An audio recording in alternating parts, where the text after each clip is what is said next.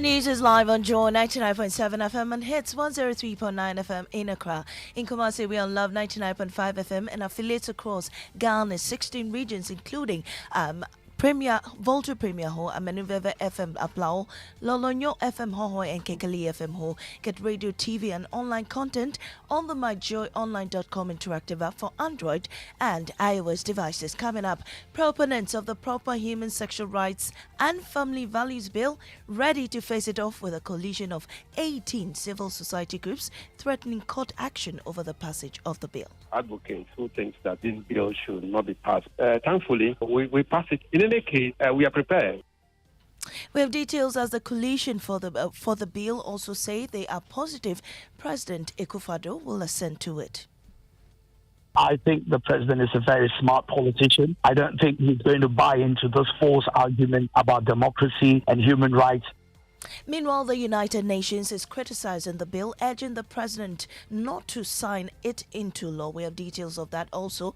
Electricity Company of Ghana rejects PURC's explanation that the current erratic power supply situation is due to lack of sufficient fuel to power the generating plants. One of the issues that it came up was to do with fuel, which was not available. The issue that the PURC raised about fuel is not the position of the current situation that we are seeing on our dashboards. We also have business and many more coming up with me, Mamiesi Nyamiche Thompson.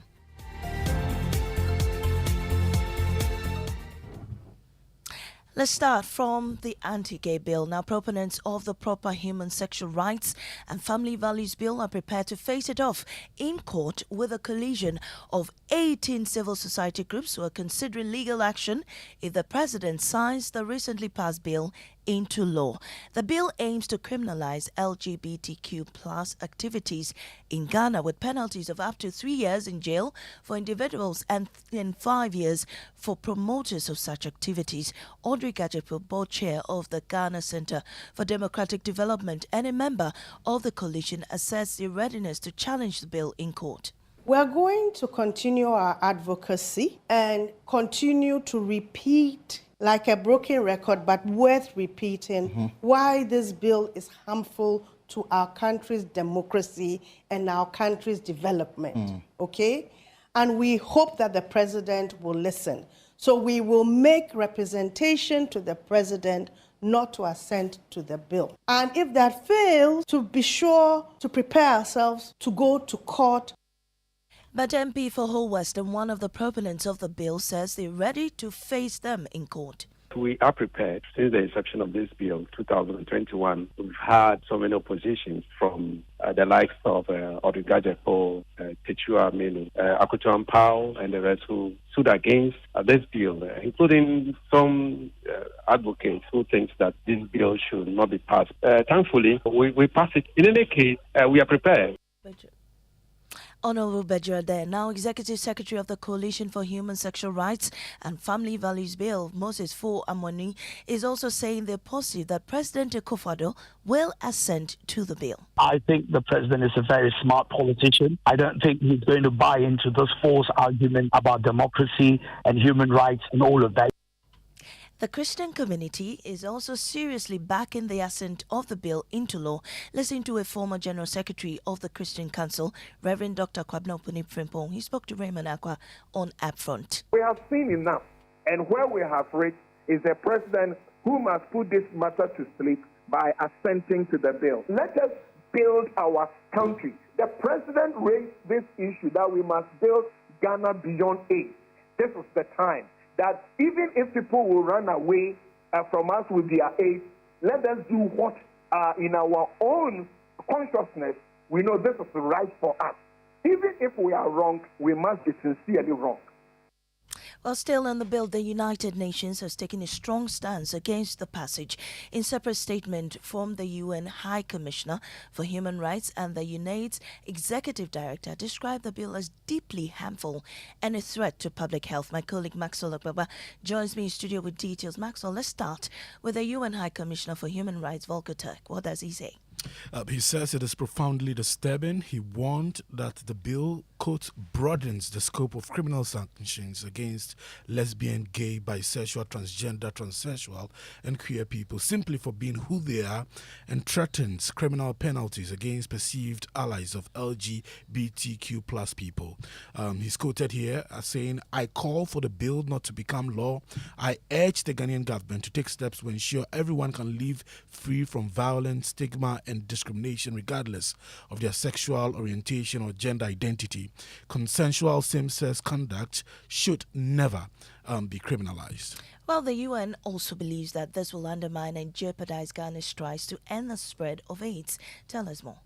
Yes, it says if the Human Sexual Rights and Ghanaian Family Values Bill becomes a law, it will exacerbate fear and hatred, could incite violence against fellow Ghanaian citizens, and will negatively impact on free speech, freedom of movement, and freedom of association. If it becomes law, it says it would obstruct access to life-saving services, undercut social protection, and jeopardize Ghana's development success. It says evidence shows that punitive laws like this bill are a barrier to ending AIDS and ultimately undermine everyone's health. Thank you so much, Max Solak. Well, now to energy issues. The Electricity Company of Ghana has rejected the PURC's explanation for the current erratic power supply situation, insisting that claims that the supply challenges are as a result of unavailability of sufficient fuel to power the thermal plants.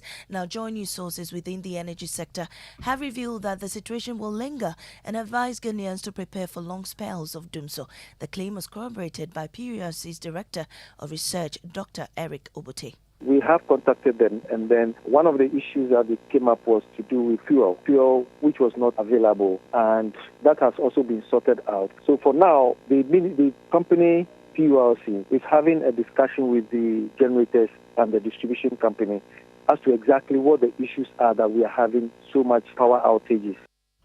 But Director General of the ECG, Samuel Dubik Mahama, rejects this. Here's his reason. What we are experiencing are a few scattered issues here and there. The issue that the PRC raised about fuel is not this position of the current situation that we are seeing on our dashboards. Currently, one of the power plants is down, send power for that matter, and we are working with them to troubleshoot and bring it back up. So we are waiting for them to come back up. But that hasn't affected much of supply within the country. So we are just managing the space now until it's done. Samuel Dubik Mahama is Managing Director of ECG. Now, the evidence is all there. This was the President's rejoinder to the expressions of incredulity at his claim that the Attorney General has saved the country from paying over 10 trillion Ghana cedis worth of judgment debt. Well, Super Morning Show host went in search of this evidence. Kojo Yankson sat down with the Attorney General, Godfrey Dame, who, armed with piles of court documents, revealed that the 10 trillion Ghana cedis announced by the President in this year's State of the Nation's address was actually an understatement. The savings that the President announced were actually an underestimation. The President grossly underestimated it. And it was actually my doing, because every minister has the responsibility of bringing to the President's attention the work that the minister has done. And in presenting my report, I deliberately understated the account, just not to raise unnecessary eyebrows and to be unnecessary sensational. If you go through, 10 trillion is just arising in a single case. If you go through, the savings are actually over 14 billion. 14 trillion. Yes. I can refer to this matter, China Jinlen, which the Supreme Court set aside only last year. The judgment that year, if you look at the figure here, originally. You have more excerpts of this interview on the morning show later. Now, Joy News has uncovered reasons health facilities providing services under the National Health Insurance Scheme resort to cash and carry system, even though patients have valid health insurance cards. The reasons stem from underpayment of services and medicines offered to patients by the service providers. Stanley Nibleo has more on this report. Here at the Ganwest Municipal Hospital, scores of patients who have come here to access healthcare are not happy because they are compelled to pay money despite being valid members of the scheme. Accompanied by the mother, Sarah Kisiwa has just been discharged from the hospital after spending 4 nights at the facility after being delivered of her baby. She is one of the many patrons who had to pay money for services the facility offered to them. Kisiwa says the National Health Insurance is not simply working. She backs her claim with receipts she obtained from the hospital showing proof of payment. I have the National Health Insurance, but when I come to the hospital, I am being requested to pay for services including labs and scans. I am surprised that patients are being asked to pay money for services rendered. This is really disturbing. At the entrance of the Mamobi General Hospital is Rosamond Kodia. She has also been discharged from the facility after being delivered of her baby there. I think it's not working here because they really took me a lot of money. Stanley Niebla was reporting in the bulletin this morning in our top story. Proponents of the Proper Human Sexual Rights and Family Values Bill ready to face it off with a coalition of 18 civil society groups threatening court action over the passage of the bill. I am Amiesi Nyamache Thompson. Business is next on the Super Morning Show.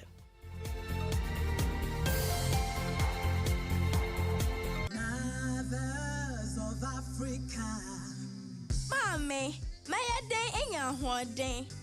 And what's the Wofa Geisha Semina Subine? Gina Hopinti Nako Wenim. Mem Paba, Costa Wonsa Becca we need a swadiina. Mats Mammy, making a painting a comenim. Na machapa to say Geisha Semina. Sankratway, FD Ajiatu. Millennium Insurance has enhanced its motor insurance policy cover to make life more comfortable for you, our valued clients, and in the event of vehicle breakdown whilst on the road. To ensure your safety and that of your vehicle, Millennium Insurance will ensure that your broken down vehicle is towed to a safe place within 1 hour of call and 30 kilometers radius from the place of breakdown. This service is absolutely free. Millennium Insurance, your trustworthy partner, is on standby to be of service to you. Contact us now on 0501 394 997 or 0501 285 821, 0501 394 997 or 0501 285 821. Millennium Insurance, your trustworthy partner. Ladies, mark your calendars for a groundbreaking event, the 6th National Women's Summit and Expo in collaboration with Geisha. Yes, yes! Picture this, a day packed with inspirational keynote speakers, panel discussions, and interactive workshops, plus our Everything Women Expo with discounts on food, fashion and beauty, health and wellness, and many more attractions. All these happening on International Women's Day, 8th March at the Accra International Conference Center from 9 a.m. to 8 p.m. Don't miss the happy hour from 4 p.m. with live music, a fashion show, and good vibes. Admission is free. Brought to you by Geisha with support from Joy FM, Enterprise Live, MTN, Frytol, EcoBank, and powered by Charter House. Inspire inclusion. You know, Papa, see that? And it's rickety car. Hey, Papa! Bobo, so how's your engine now? It is half man, half amazing. Thanks to Quartz and you can feel better energy. Can't touch this. Actually, guys, so Sancho's engine just died like that? Yes, so somebody managed to convince him that there is a better engine oil than Quartz, and he switched. Sancho Panzapa. Now, which engine oil can be better than Quartz? No other, my guy. Quartz with its age-resistant technology, it keeps your engine younger for longer. Now you know. Have you guys seen the new bottle design? It's superb. Quartz 9000 from Total Energies DA improves fuel efficiency. Why do you think Mr. Mane and Logoso have taken the Quartz Nation movement World Cup like that? Sorry. Quartz. Keep your engine younger for longer.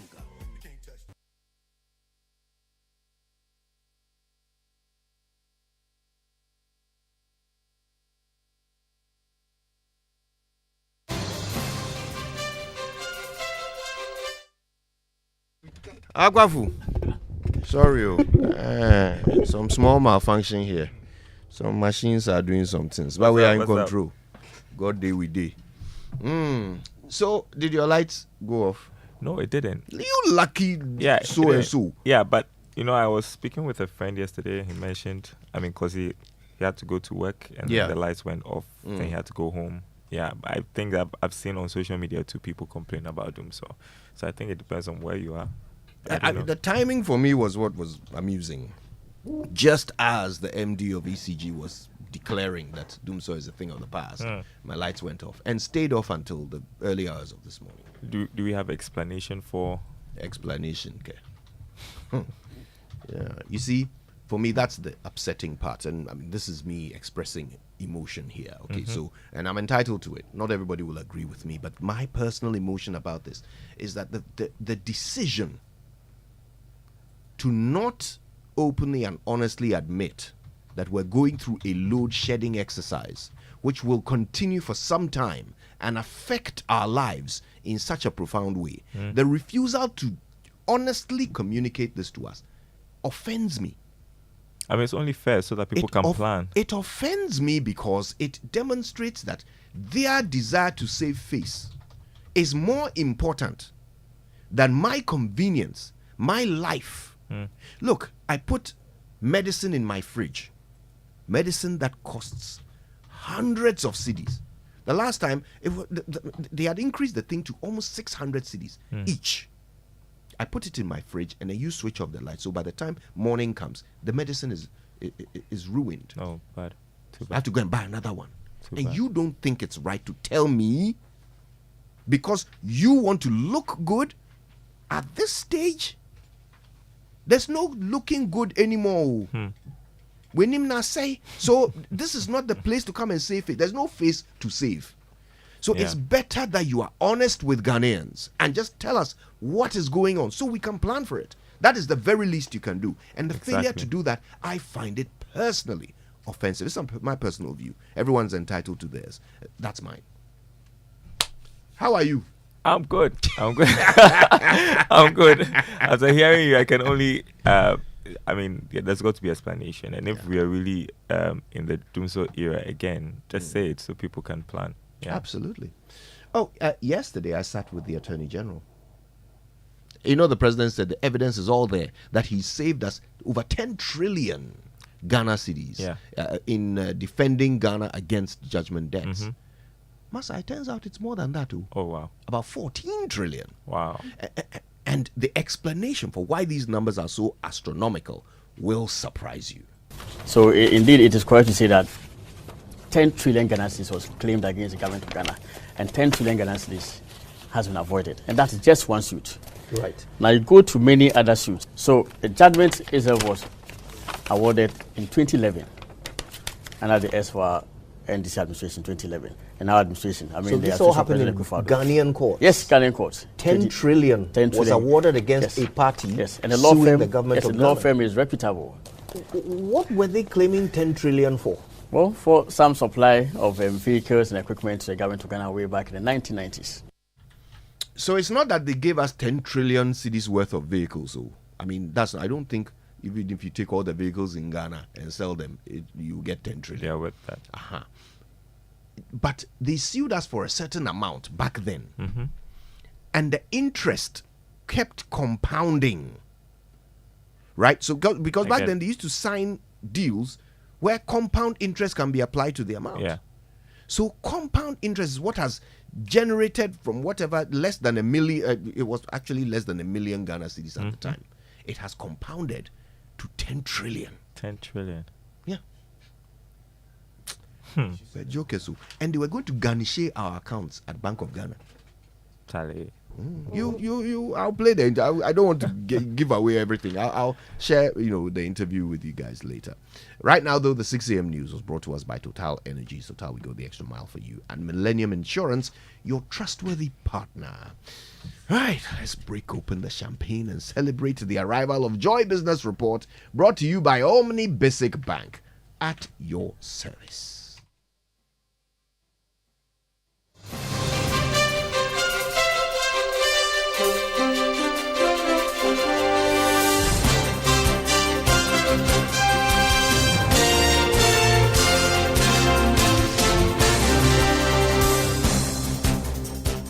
Hello everyone, 21 is the last day of February. Welcome to the Joy Business Report. Coming up, government targets end of March this year to sign off debt restructuring agreement with independent power producers as it reduces payment to $700 million.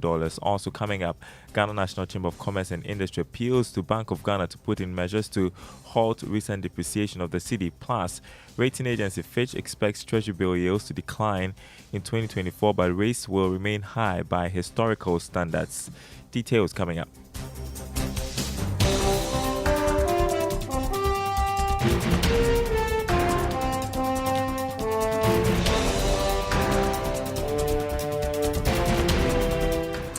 Thanks for being with us. Hello to our friends listening at Kofu Radio on KTU Radio. My name is Darrell Kwao. Government is targeting the end of March to sign off debt restructuring agreement reached with independent power producers. Government is also claims that the debt owed the power producers has been reduced to about $700 million. George Afe has the latest. According to persons working on these negotiations, the debt had been brought to this level after government started making some payments to these independent power producers from last year.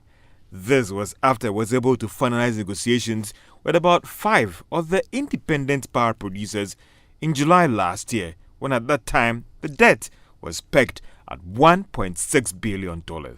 But after some audit, it was reduced to $1.2 billion. Government started making some payments from last year after threats by some of the independent power producers to shut down the operations over delays in paying the debts. Joy Business also understands that the term sheets have already been exchanged with about 5 of the independent power producers for further scrutiny. But as at yesterday, there hasn't been any objections raised yet about what government has proposed in the term sheets. They are also hoping that by the end of this month, that agreement will be officially signed in terms of how government is planning to pay the remaining debt to these independent power producers. There have also been some arrangements where the Electricity Company of Ghana will start making some payments to each of the independent power producers in the coming months as government works to pay off these debts to the power producers. George Afe with that report. Rating agency Fitch expects Treasury bill yields to decline in 2024 as government progresses with the external debt restructuring whilst the economy recovers. However, it expects T-bill yields to remain high by historical standards. It revealed this in its latest assessment of the Ghanaian economy. Yes, more. T-bill yields have fallen by more than 2 percentage points since the beginning of the year. They are presently hovering between 27.2 and 29.7%. Fitch said the declining T-bill yields will continue to support net interest margins of banks, which will help to absorb impairment charges from Eurobond exposure and non-performing loans while contributing to further capital recovery. Furthermore, the strong profitability of banks will complement the capital raising initiatives encouraged by the Bank of Ghana, which instructed undercapitalized banks to present credible recapitalization plans last year. Last week's Treasury bill auction gained increased participation from investors, partly following the improved liquidity level from the payment of coupons on the new bonds. Investors pushed through total bid value at 6.97 billion cedis against the auction target of 6.29 billion cedis. The Treasury accepted all bids. Now, Chief Executive of the Ghana National Chamber of Commerce and Industry, Mark Bedu-Abuaje, is calling on the Bank of Ghana to put in place prudent measures to stabilize the local currency. Speaking to Joy Business, Mr. Bedu-Abuaje said the continuous depreciation of the cedi would have a negative impact on businesses. You start the year around 12 and now you are reporting around 13. If you are doing a huge dollar-denominated transaction, then you know the impact of it. It may look insignificant, may look small, but you are doing a transaction that is costing you billions of dollars. Then it feeds or adds up into your cost. So for us, we are very much concerned anytime the cedi depreciate, no matter how small it may be. Even if it's $0.1, it translates into a huge cost to any business that is working with a dollar. So I think that we have to do more to stabilize. At the rate at which it is moving now, I think we need to quickly move in to halt it. So we'll call on the central bank using the monetary policy to see how best they can stabilize the currency. Mark Bedu-Abuaje is Chief Executive of the Ghana National Chamber of Commerce and Industry. Now, Chief Executive of the Private Enterprises Federation, Anose Bonsu, is renewing calls for the Income Tax Amendment Bill to be reviewed in order to support businesses to grow. According to him, the tax handle is unfair to small and medium enterprises and hampering their growth. As a government, we wanted to alert the government to the point that one shoe fits all tax regime, income tax regime, not on all taxes, just the income tax, which is 25% of any business that you do. You're supposed to pay taxes on the income that you generate from that business. We think that that is a misnomer. They don't allow the SMEs to grow. The small potatoes, if you pay 25% on 10,000, the residual is little compared to 25% on 2 million. So the big players, even with 25%, they still get the benefit of a whole lot of money to be able to do their business. Chief Executive of the Private Enterprises Federation, Anose Bonsu. Former Finance Minister Seth Terkper has justified the imposition of import duties on products during the erstwhile John Mahama administration. According to him, the duties were intended to protect local industries to increase their production to meet the domestic market demands. An import duty is discriminatory, right? If somebody starts producing these mics in town, right, he can bring in the pass. They have concession knockdown pass, or he can probably, somebody also starts producing the inputs and the rest. No import duty because he's produced it domestically. If he imports the same thing, he will pay import duty, and that's why we say import duty is protective. It's protecting the local industry, right? So, you know, our young people and the rest, or new entrepreneurs who are adding value and producing chocolates, nobody imposes import duty. If you bring Swiss chocolate, you pay. Seth Terkper is a former finance minister. Telecoms company MTN is set to pay 17 pesos per share as final dividend to shareholders for 2023. This was after it posted almost 4 billion cedis in profit after tax for last year. The data was captured in its financial accounts released to the investing public. The report also showed that MTN paid almost 6 billion Ghana cedis in direct and indirect taxes to the state in 2023. However, total number of subscribers declined marginally to 26.8 million due to the SIM card re-registration. Meanwhile, Chief Executive Salom Adadivo told Joy Business that the company invested in infrastructure to improve service quality for subscribers. To make a commitment in 2021 that we're going to commit $1 billion over 5 years to infrastructure development in Ghana is a bold statement to make. But it also demonstrates MTN's belief in the market. I mean, to the point where we're not making these decisions on a year-on-year basis and saying, look, we had a bad year where we had economic challenges, and as a result, we're going to reduce our investment significantly because of that. We recognize that Ghana has been a productive market in the West African space, and we believe that it's, we have a responsibility to continue to invest in this market. Chief Executive of MTN Ghana, Salom Adadivo. Now, Ghana's electric vehicle policy is expected to provide market signals and help to decarbonize the transport sector. In addition to this, some players within the sector want more to be done to support investors. According to team lead for Jet Ghana, Eugene Sangmote, creating a conducive environment for investors is key to the growth of the space. He spoke to Joy Business at the Ghana-India Auto Investor Mission. The market is really burgeoning at the moment and presents lots of opportunities that these advanced manufacturers based in India are looking to take these opportunities further. In the space of 2-3-wheeler manufacturing, the market is very ripe. We see a few manufacturers here, and we have seen the government being supportive of the development in that segment of the automotive industry with the recent EV policy, which is seeking to increase uptake of electric vehicles. Eugene Samote is team lead for Jet Ghana. On Investor Eye, one important hint you must always look out for when investing is the returns. Remember that if the return on an investment is very high, then the risk is equally very high. Let's listen to Director General of the Securities and Exchange Commission, Reverend Daniel Ogbamitete.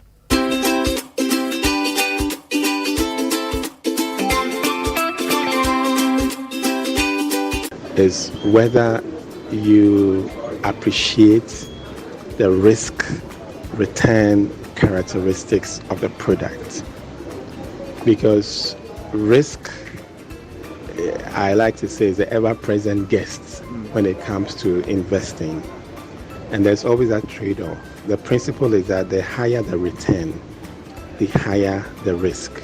and vice versa. Unfortunately, people like to chase returns and they lose sight of the fact that there's a trade-off.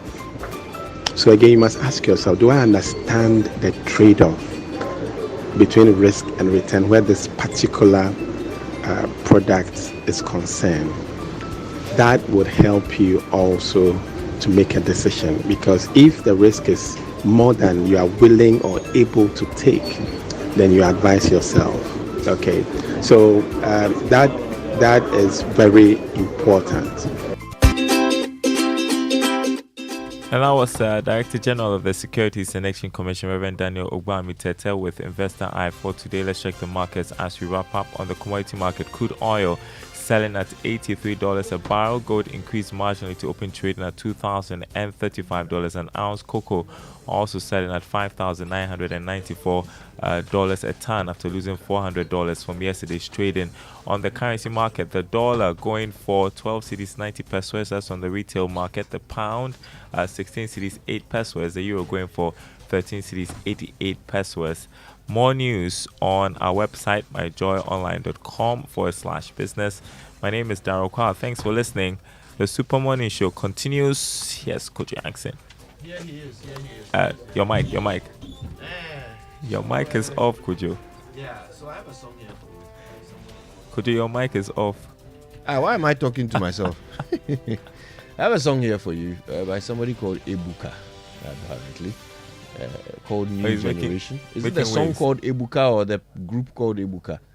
Either way. Aaron. New Generation. New Generation Ebuka. Enjoy, okay? Okay.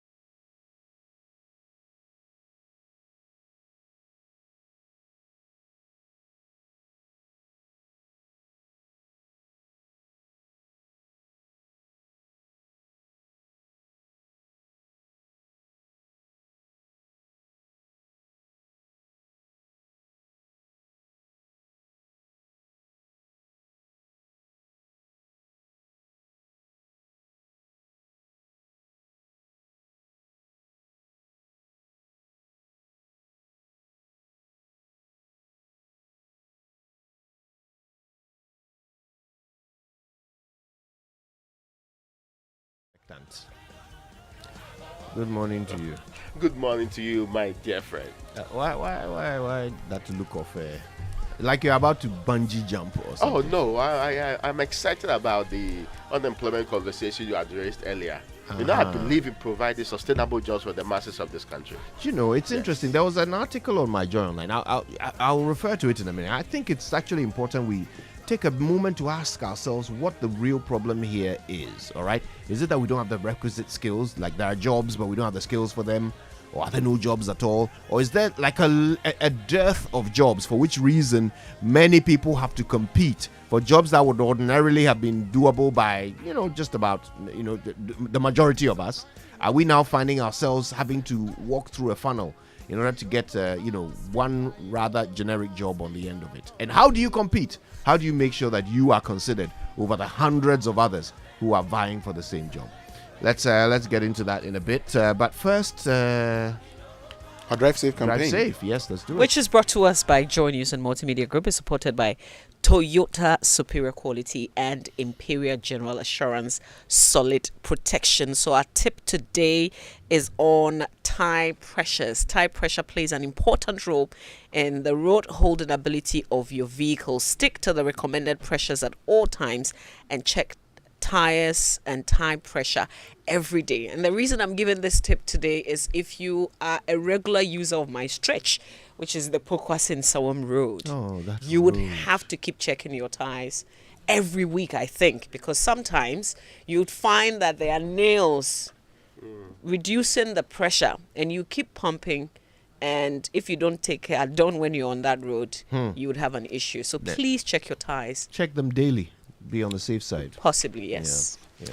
Okay, let's learn how to say it right. Brought to us by Kingdom Books. At Kingdom, quality and affordability are their hallmarks, and Societe Generale Bank Ghana. The future is you. Something must be done. You say either. I say either. I got a text message from George Quay yesterday, entreating me to remind you all that there is no need to say close proximity. It's a redundant phrase. It makes use of two words with the same meaning. That type of redundancy is called tautology. Tautology. Tautology.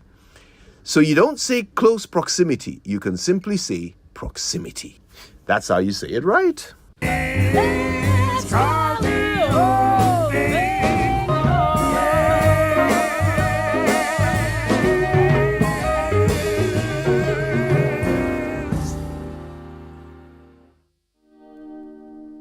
All right, let's get into the news review brought to us by Syntex. Tanker, you're stronger, you're tough. And Enterprise Insurance at 100. Yafini promotion celebrating our legacy, securing your future. Now, before we actually look at what's in the newspapers, let's talk about this unemployment thing, okay? There's a story on myjoyonline.com. Very interesting headline. Unemployment crisis in Ghana. Is it a problem of specific skill sets? All right, and the article is very interesting. It goes into the fact that, look, we've got over 1.8 million Ghanaians unemployed, and how big the problem is, as about 74,734 individuals joining the ranks of unemployed pretty much every year. And, every quarter, 74,734 people join the unemployed. It's a huge number. So the question is this. Look, if you are currently sitting at home and wondering how you can get one of the rather few jobs out there, what is it that can give you a competitive edge? But even before that, let's try and figure out, is it a skill problem? Well, in today's world, a lot of, the usual, things that many people used to do are being taken over by softwares. The computers do a lot of things these days. AI is doing a lot of things, okay?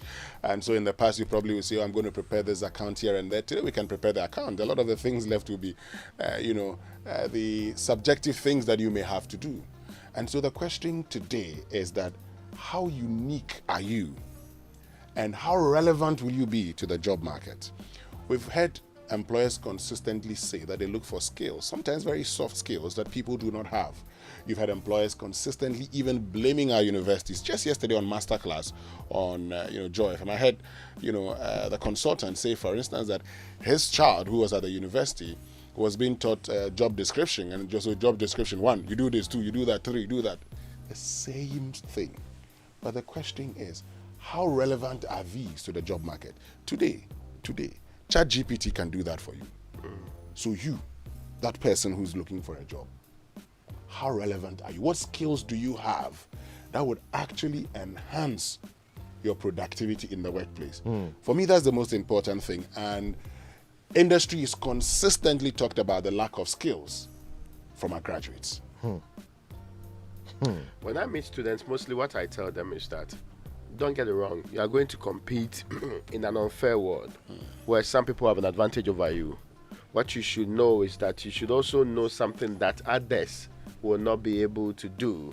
Then you specialize in these areas and make your mark in those areas.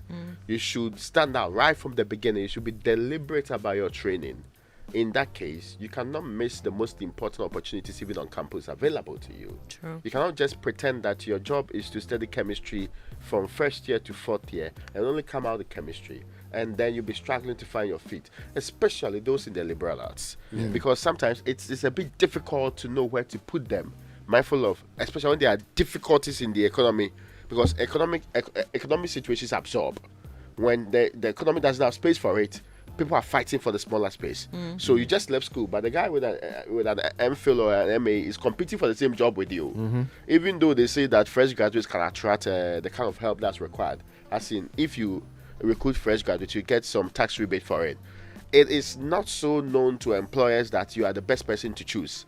And if, like, check the openings, a single job opening, 1,500 people are applying. Sometimes people struggle to sieve out the very best of the people. So what makes you stand out is what you deliberately do right from the beginning. But it's not so clear. It's not so. It's not so. They are not told early enough. We do not prepare them for that kind of system. And William Babwatin, as far back as 2011, assessing our unemployment situation, made it quite clear that there's even urgent at the time a huge skills mismatch. So yes, even today there are jobs, but if the job is way beyond your skill, what do you do then? If you have not spent quality time upgrading it, and sometimes the skill is not something extraordinary. It's not that you have to go to school for another 4 years training in a different area to be able to acquire that. It's the fact that you failed to imagine a graduate who leaves school and cannot prepare his own CV. You see how they do, then they copy and put something on the page, then it's so ridiculous they can't write a cover letter. So some of these things, it takes training, perhaps an additional mid-level thing. If you don't take advantage of it and your colleague does, they have a step over you. You are not going to be favored merely because you are a child of God in the job market. I mean, and it happens. And Ray, you know, you're also not only competing in Ghana. Oh, yes. It's a global thing. So, you know, as we talk about unemployment, there are young people who also have jobs. People are sitting in Accra and they are working for companies in Kenya, for instance, in Mauritius. So if you have the right skills and it's more of digital, more of data, you can get a job that pays really, really well, but you must have the right skill. Absolutely. And you see, the thing is about differentiating, isn't it? That's really the point we're making. What makes you different? Okay. And sometimes while you're, you know, and I agree, you need to go and acquire some of these skills, but while you're working on that, you also have to look at what you already have, those natural endowments you have that others don't. All right. And imagination and creativity is something that we downplay in our education system. So unfortunate. But people who are creative, who are imaginative, who can create something out of nothing, we tend to downplay that skill in favor of rote learning and that sort of thing. So you get to this point where you are competing against 1,000 people. You are somebody in whose mind you can build castles. You can create solutions that just look different, sound different, feel different. It doesn't matter what field we're talking about. Even if you're a receptionist, your creativity can make your delivery different. Okay? So the point is this. Let us start to learn how to upplay, if that's a word, opposite of downplay, right? Let's learn how to highlight our natural strengths and abilities. And you see, you may not even know what yours are, which is why it's important to also take the opportunity to engage professionals. Exactly, and talking about that, I mean, this morning you talked about how we had consistently been talking about the Kelly Willis story. The good thing is that with ALX, you can take advantage of all of these things. I mean, that story that you talk about, it's in there. You can actually contact them, and they would help you acquire the requisite skill that would enhance your productivity and enable you to get out of, consistently searching for jobs, looking for jobs, and not getting it into getting a job. That's the most important thing. And, indeed. I mean, talking about skills, Mama V talked about competing with others in the world. I remember, in school those days, my African friends, when we were being taught how to use InDesign and Dreamweaver and other things to design websites and actually, edit stories and for printing, and said, in Africa, these things, we sublet them. I mean, I had a friend who became communications director for African Development Bank, Joyce Mulama, who consistently say, these things in Africa, we sublet them. Why are they disturbing us? But it was at the time the realization that when you go into the job market, you must have something that would let you stand out. So skills acquisition, I think you know what to do. So I'm just reading the ALX, approach, and they actually give hands-on experience, collaboration, and most importantly, mentorship as well. Because sometimes you're just looking for somebody to walk you. Fantastic, yeah. Because I mean that's the truth. You're getting skills, and in the classroom in which you're getting skills are people who will come and compete with you for the same job anyway. So you still have to find a way of having an edge, and having a mentorship, access to mentorship is certainly going to help bring out and unearth those natural talents that will put you ahead. Yeah, it's important. I'm glad we've been able to talk about this. Maybe we can now spend a bit of time looking at some of our headlines. Now, the Daily Guide is reporting this morning, AG justifies 10 trillion Ghana judgment debt savings. And also on the front page, of course, I mean, I'm willing to see the list published. Yesterday, I published how much we are paid in judgment debt. 300 million. All the 70 people that we are, or institutions that we are paid the money to. Publish this list. Let's go through it and see whether they are justified. Anti-gay bill passed, 3 years jail term for those who engage in the act, and Dr. Da Costa appointed new NHIA CEO. That's on the front page of the paper too. And police service transformation is worth emulating. This is the President of the Republic of Ghana speaking about the police with a picture of the IGP George Akufu-Dampare on the front page. Assassination attempt for this, a very intriguing story. So the man is saying, Emmanuel Nino, he's saying that he was in his office, somebody brought a parcel, he didn't take the parcel, but the guy tried to put, is it tear gas or something on him, then he became... In Ghana? Yes, just Kokumlimli here. That is what the story is saying. He reported to the Nima police station. They say they're investigating. It's an intriguing story, like a movie of a sort. But, well, it appears it was a fraud anyway. Wow. Well, let's look at the final newspaper. Says Dr. Chambers applauds Akufo-Addo's State of the Nation address. Anti-LGBTQI plus bill unanimously passed. I guess the big question is whether or not the president was sent to this bill. Dr. Bawumia charges campaign manifesto committees to execute duties with United Front. Akufo-Addo cautions countries against actions that jeopardizes unity of ECOWAS. And you've asked a very important question, whether this actually imposes a charge on the consolidated fund. Yeah. So we'll find out. And whether in the mind of the president, this imposes a charge on the consolidated fund, even though there are many who suggest that the law is that in the opinion of the one presiding, and here in the opinion of Speaker Alban Sumana Kingsford Babin, it imposes no charge on the consolidated fund. We'll see the coming days. Opinion be change. Opinion be. Interesting times ahead. Well, interesting times. I mean, we'll see if number 3's opinion trumps number 1. Bill, some of the bills that were rejected recently, some of the reasons were the fact it imposed a charge on the consolidated fund. I want to see how different this would be and what this would mean going forward. Anyway, if it's going to go all the way down to a court case, we'll certainly be paying attention to see how all of that unfolds. But yeah, already the BBC is doing stories where they've interviewed Ghanaians who claim to be gay, who are concerned about victimization and being, subject to people reporting them and so forth. The developments are interesting. I wonder, of course, the global community is also reacting. The United Nations, everybody has something to say about it. I wonder how this will affect our year of return and all of these efforts that we are making to open our doors to the world. We're a sovereign nation. If we think that this is important to us and we want to make laws to regulate it, so be it. I think that goes without saying. I'm saying, what will the effect be? Will there be an effect? That's what I'm interested in. I don't think so. Okay. I mean, they're not going to sit at home and say, okay, they are a sovereign nation, so even if I disagree with them, I'm still going to spend my money there. I don't think tourists will say that. Anyway, the online review is brought to us by Zenith Bank in your best interest and Goyle Good Energy. Now, GOIL PLC, your CIMG Hall of Fame and 2022 Petroleum Company of the Year, has taken the lead again. GOIL has opened ultra-modern liquefied petroleum auto gas service stations.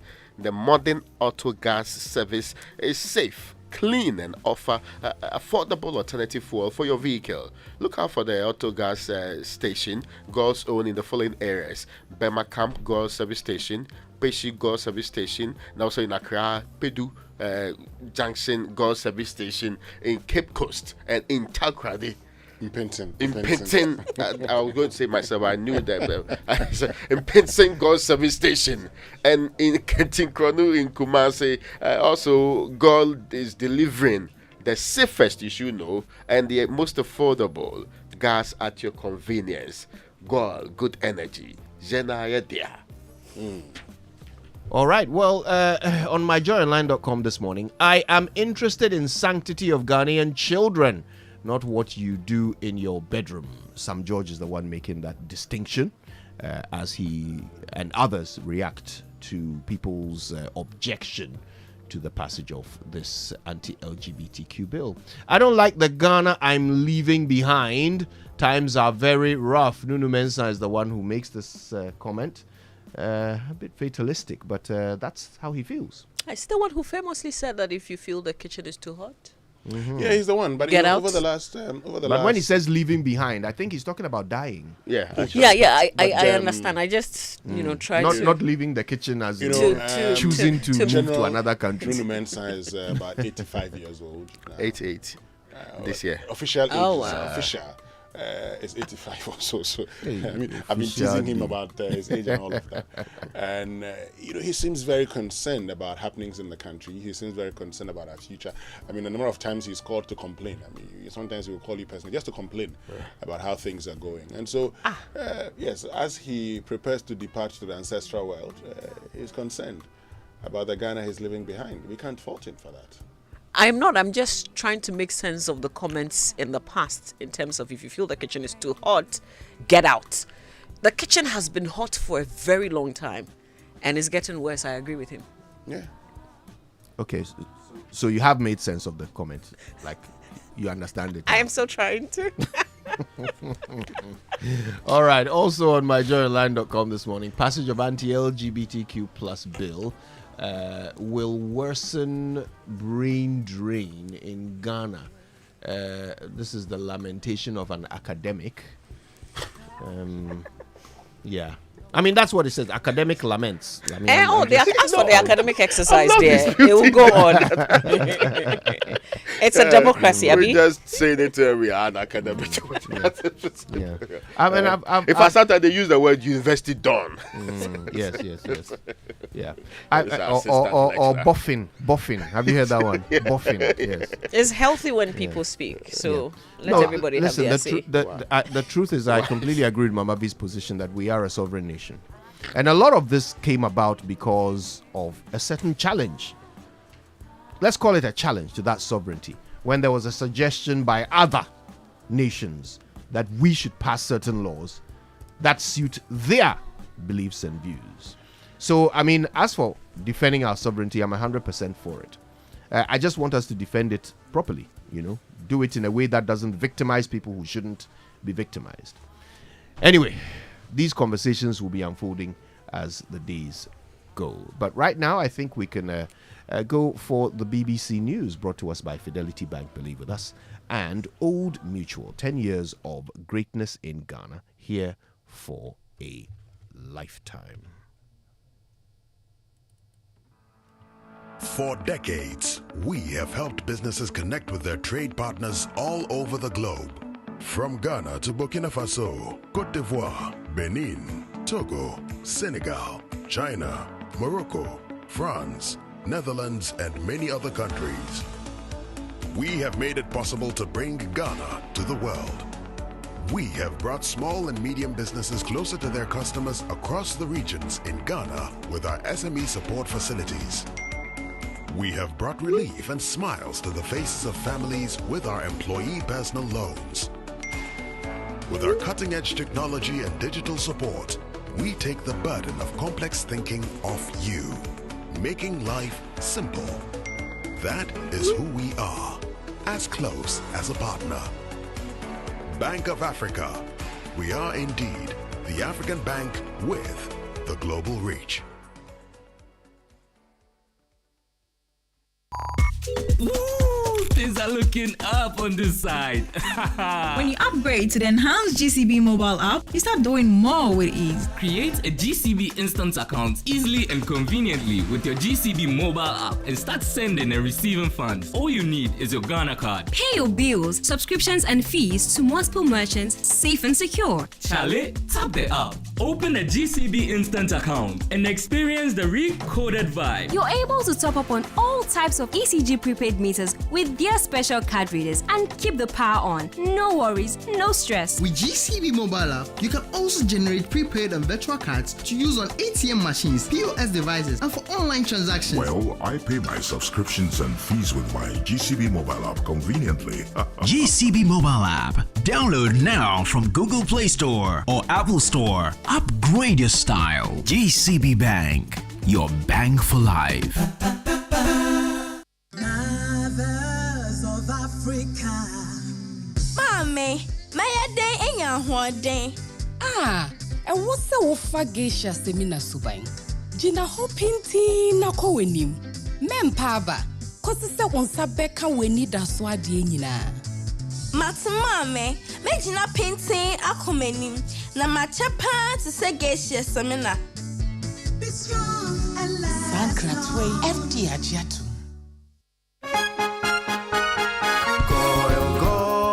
Good energy powers the things that people do to empower themselves. It fuels families, communities, businesses. Good energy fuels nations. It gets things going and keeps them moving. Good energy isn't just what we do, it's who we are. Goyle, good energy. And that's why I choose Goyle. I'm a Zuma Nelson, 3 times world boxing champion, and a patriot.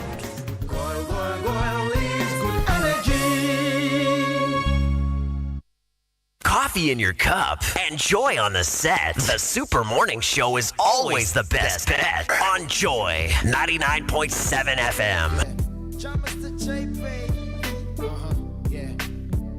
I would see movie. I won't quite have my baby. You saw better on his own. If you ever want to be so, you have to grab a pole. We see a 4 baby, you are man. Chedian points in a neat one and muscle. More comment to. So I was on a wood and a wolf from Munina. A brother was so I know a party. I would not command. The young couple with whom my broker see the man and man. Wo Kristo ne ho ton ne dia wadawa na wato me pono matamfo ni memra me ni da so waso me sa de mitwapo kokko we nyame kwan so se senya me wada so ti ase dia we ni da hwan so tete botan wa ye bi pen wada so gina ne na so emfa we ni ntu wiase wo nyankopon ne ti ase wo didi ni behwe ase mpedi asa we ni begwa ase nipa besrew na wo nya hwekra na ye atwe wase ni nyina mu wo bu nkotodwa akasanya me da ase senior kese to be be dead in tino and so try be beto so kai be bia wo fino ya kire wo dunsi ni bi fie na so wo down with chino be bompa ye won sabe ka wo die wo yesu di mu obre be bombe. Purpose, the world's radio station.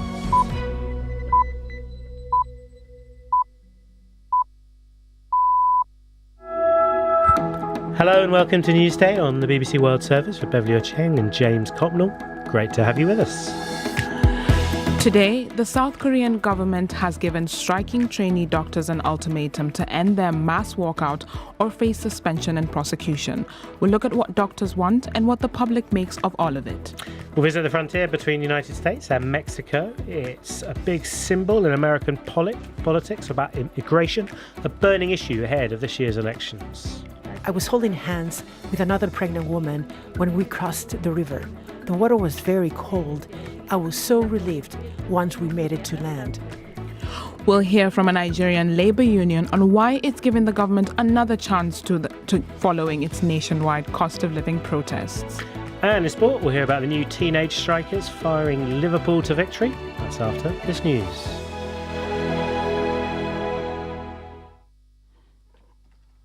Hello, I'm Neil Nunes with the BBC News. South Korea's government has threatened to take legal action against thousands of striking doctors if they do not return to work by the end of the day. It says their medical licenses could also be suspended. Around 3/4 of the country's junior doctors have walked out in protest at plans to increase the number of medical students. They say more competition could lead to a loss in their incomes. South Korea's Vice Health Minister Park Min-soo urged them to go back to work. Today's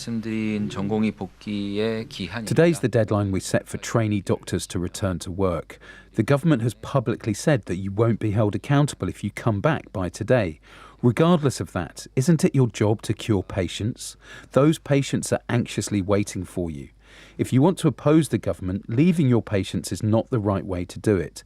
It's sufficient if you simply raise your voice and tell us what the problems are and what must be done to fix them. Joe Biden and his likely challenger, Donald Trump, will both travel to the U.S.-Mexico border today to outline their positions on immigration ahead of this year's U.S. presidential election. The issue remains one of the most polarizing in American politics. Our correspondent Sarah Smith is at Eagle Pass in Texas ahead of the visits. Whilst meeting Border Patrol agents and local law enforcement officers, Mr. Biden will urge Congress to pass a bill that would provide billions of dollars to pay for more border security. Many voters blame the president for allowing a record number of illegal immigrants to enter America. That's something Donald Trump will seek to emphasize when he visits a different border site. He'll promise that if he's re-elected, he will seal the border and begin a mass deportation program. France is one step closer to becoming the first country in the world to enshrine abortion as a constitutional freedom after the Senate voted overwhelmingly to approve new legislation. The lower house passed the bill last month. On Monday, it'll go before a joint session of Parliament where it's expected to be approved. The UN World Food Programme has confirmed that the Cuban government has asked it to help provide milk to children on the island. For the first time in its history, the Cuban state is struggling to provide basic foods to its population amid a crippling economic downturn. We get more details from Will Grant. The state of the economy just is so poor at the moment in Cuba. The Cuban government has been talking about the shortages of powdered milk on the island for some time now and consistently always pointed the finger of blame at the decades-long US economic embargo. Its critics naturally point to their mismanagement of the economy that they say is no longer fit for purpose for the 21st century. World news from the BBC. The British Prime Minister Rishi Sunak has warned police chiefs of a growing consensus that mob rule was replacing democratic rule. On several occasions since the conflict between Israel and Hamas began, demonstrators have gathered at residences of members of parliament, calling for them to support a ceasefire in Gaza. The British Armed Forces Minister has offered to meet the family of a Kenyan woman who was allegedly killed by a soldier from the UK in 2012. James Heapy was speaking on a visit to Kenya, where the case has caused widespread anger amid allegations of a cover-up. More now from Barbara Pledasha. We're talking about something that happened more than a decade ago in a Kenyan town where there's a British Army base. And Agnes Wanjiru had been at a hotel where British soldiers were partying with sex workers. And witnesses said that the last time they saw her, she was leaving the hotel with a British soldier, and then her body was found in the hotel's septic tank 3 months later. So the Kenyans opened an investigation, but that never really went anywhere until that inquest in 2019, the judge concluding that a British soldier or more than one British soldier had been responsible for her death. There had been a potential cover-up. The first commercial firm to land a spacecraft on the moon has given new details about why there was a difficult landing last week. The U.S. company Intuitive Machines said the lasers on its uncrewed Odysseus lander were not working, meaning it hit the ground hard. One of its legs broke, so its main solar panel faced towards the ground. The American stand-up comedian Richard Lewis, one of the stars of the TV series Curb Your Enthusiasm, has died at his home in Los Angeles. He was 76. His publicist said he had suffered a heart attack. Nicknamed the Prince of Pain, Richard Lewis was known for poking fun at his own neuroses during his comedy routines. BBC World News. Thank you for that news, and welcome to Newsday with James and Bev. There you are, about to enjoy the deep-fried, soft, spicy kelewele you bought from Akwili at Osu Night Market. Suddenly, you see your daughter's name on the paper used to wrap the kelewele, and that's when you realize it's the CV she submitted for a job last week. The job market is changing rapidly. AI, clouds, holograms. Who knows what's next? Approximately 120,000 tertiary students graduate every year. What makes your child stand out? Get your child the X Factor to get ahead with tech courses from ALX. Choose AWS Cloud Computing, Salesforce Administration, Data Analytics, Data Science, Front-End Web Development, Back-End Web Development, or AI Career Essentials. Search ALX Ghana online to apply now. ALX, do hard things. Great news is here. Batmat is here again. XXL clearance sale. Guaranteed savings. From now till the end of April, the big sale continues. Get discounts of up to 70% off sanitary wares, light tiles, waterproofing, and all other product families. It's the year to get things done. Visit our showroom at the North Industrial Area next to the Winners Chapel, Ghana. Don't miss out. Batmat, welcome home. Hello Ghana, I've got great news for you. After 26 years of academic excellence globally, Botho University is now in Ghana, offering degree programs in health information management, cybersecurity and risk management, software engineering, network security and computer forensics. Admissions are ongoing for January 2024 with up to 50% scholarship for the first 150 students. We offer flexible payment terms, internship opportunities and experiential exchange programs with our sister campuses. Pick up your admission form today at our East Legon campus near ANC Mall or call 0302 523 782 or WhatsApp 020 990 4714 for more information. Both the university, vibrance, innovation, impact.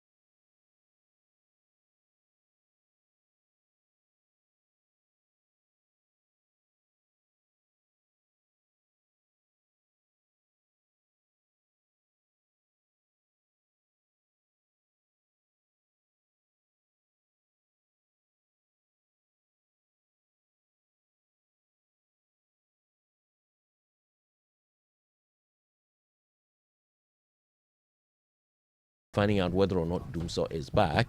But also yesterday, I sat down with the Attorney General, and I wanted to know where all of this evidence is.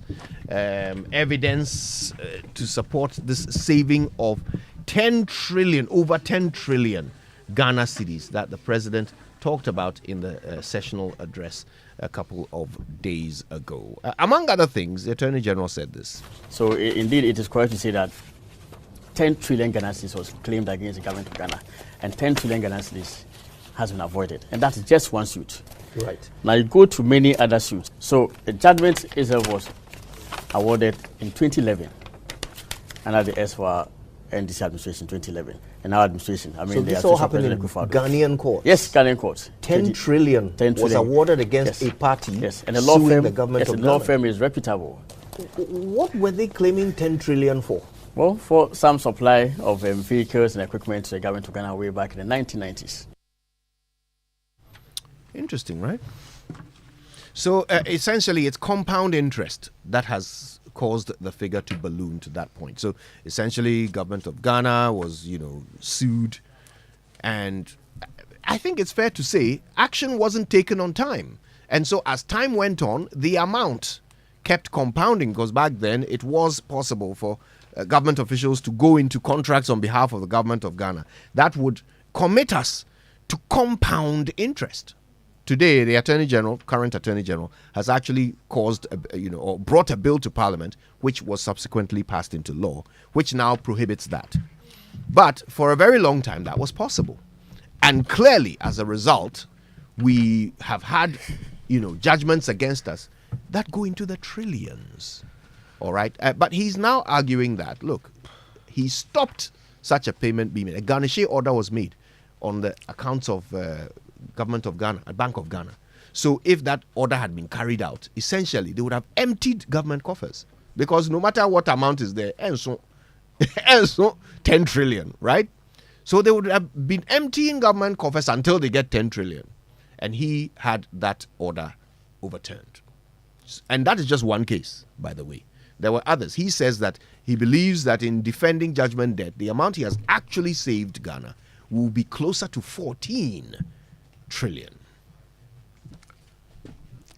Judgment debt has been a terrible thing in the Republic of Ghana. There was a time that now retired Justice Doche said, we use create, loot, and share as a mode to actually rid this republic of important resources. And of course, there were some very popular ones that for a very long time was on our minds. The CAs, the Isofoten, the Waterville. Yeah. I mean, those ones, they were so popular that even when you're a young person, you will get accustomed to it. But first, the job of the Attorney General is to defend government, is to save this state, is to actually represent us and actually fight off some of these claims, even if they are frivolous and whichever form that we find ourselves.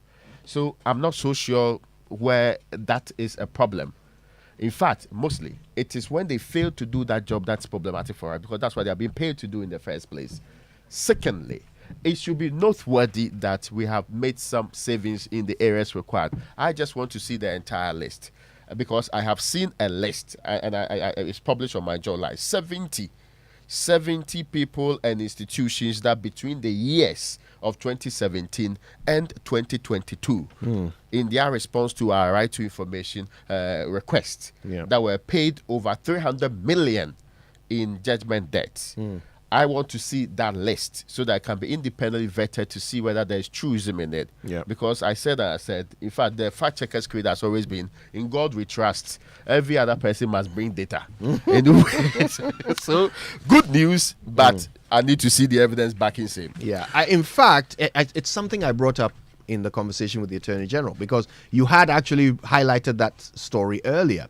So when I spoke to him, I asked him about it. And he said, well, I mean, the fact is that there will be claims against government to which government cannot defend itself. A police officer goes to brutalize somebody, and they make a claim. There are instances in which government, no amount of legal ingenuity can get government out of making, some payments. And so he conceded that indeed those judgment debts have been paid. And so the list would be useful to us, as you're saying. But that's not the only thing on our minds. We're also very, very concerned about the fact that the lights keep going off. And I've got to say, it's a personal sore point for me. I've talked about how I feel personally offended by the fact that government won't tell the truth and tell me that we have a situation that is resulting in the shedding of load, and for that reason there will be periodic times. Periodic times is a redundant phrase. There will be periods during which my lights will be off. Why can't they just tell me the truth? Kojo, that's a very valid question. Why are they telling us that for 7 years the lights are on? And in fact, on Tuesday night, when the president delivered the State of the Nation address, that night my lights were off. I called, the manager of, the regional manager of the electricity company, Engineer Bismarck O2, and he was like, "Oh, Mr. Amwa, your lights are off." I'm sure your friend Kojo would also tell you that his lights are off. Yeah, they were. And he said, "Okay, but please hold on a little bit. We're trying to check a thing or two." And that man is so good when it comes to his, customer service. He says, "Oh, please, we're trying to work a thing or two." The truth is that, Gradeco is taking some of, a bit of some of you off. So it's a Gradeco problem. We'll get back to you. And then after 20, 30 minutes, my lights were on. His lights were off. Yes. So you see, listen. And by the way, you've made an important point. ECG is quickly becoming quite a great example of customer service, a company that has a great customer service culture. We are seeing examples of it across the business, and they are to be commended for that. But today's conversation is about the lights. It's about the lights. And we need to understand, look, again, the pressure goes to ECG, but the load is shared by Gridco. So today, let's also put the pressure where it should go. While the ECG boss was saying Doomsaw is a thing of the past last night on Newsnight, my lights went off. While the words were coming out of his mouth, my lights went off. And you see, we have gone through a phase where there was denial about problems with power in this country. First, they said localized outages. Then they moved on to conversations that we agreed that they say out of God was the cause of our problems, and that some high seas, whatever, then we ended up in Doomsaw for a very long period. That's why we are apprehensive anytime that the conversation about Doomsaw comes up. Again, this extension, nobody should be wasting our time on it. We pay money to an institution. Your other units, be it generators or whichever one, I really do not care about. I just want power. They have increased within the last year or so more than 100% of my power bill. Then you keep telling me stories about why I cannot have power and say I should shift it to a different layer because perhaps you are doing a different job. Please, let's just get the power on and stop with these excuses that we mount for ourselves in very frivolous forms as if you are dealing with kids. If you want service that you have already paid for, would you be happy people are not delivering that to you? Wake up to joy, joy, joy. Sunshine and joy in the morning time. Yeah. Wake up to the super morning show. Yeah. Wake up to joy.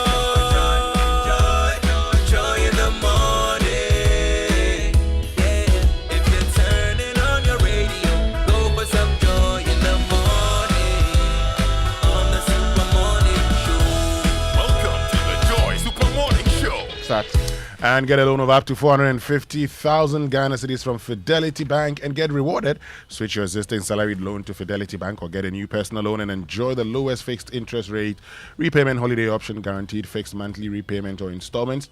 Don't miss this offer. Call us on 0800 00 3355 or walk into any Fidelity Bank branch today and let's help you achieve that dream. Now, a poorly maintained car engine can age faster. That is why we offer specially formulated quartz engine oil with age resistance technology.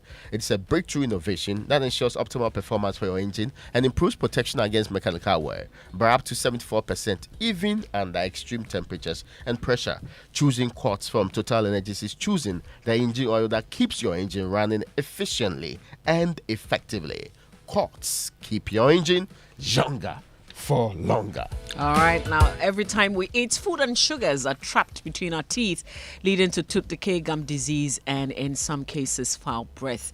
And that's why we're introducing to you the Pepsodent charcoal, which is made of a fine blend of fluoride with a unique combination of natural charcoal, lemon, mint, and zinc to whiten your teeth, strengthen them, and remove bad odor from your mouth. Charcoal white gently polishes away tooth stains and naturally restores your bright teeth. Now, if you're a herbal lover, then you would love the Pepsodent Herbal Toothpaste, which is infused with a unique blend of green tea and herbal extracts, formulated to repair and protect your gums while giving an all-round cooling sensation.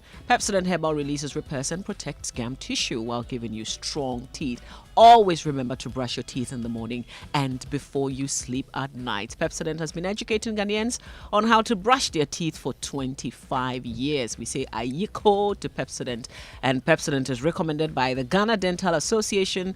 Pepsodent is also giving you an opportunity to talk to a dentist for free. To take advantage of this, please call this toll-free number 0800 161 000. Grab Pepsodent at any shop near you, but call the customer care center on toll-free 0800 2030. Pepsodent, every smile matters. Now, Toyota users, you need to get ready for a revolution. If you want your Toyota engine to function optimally, then there's only one choice: the Toyota General Motor Oil. Genuine motor oil. The Toyota Genuine Motor Oil has been rigorously tested and proven to be the best oil for your Toyota engine.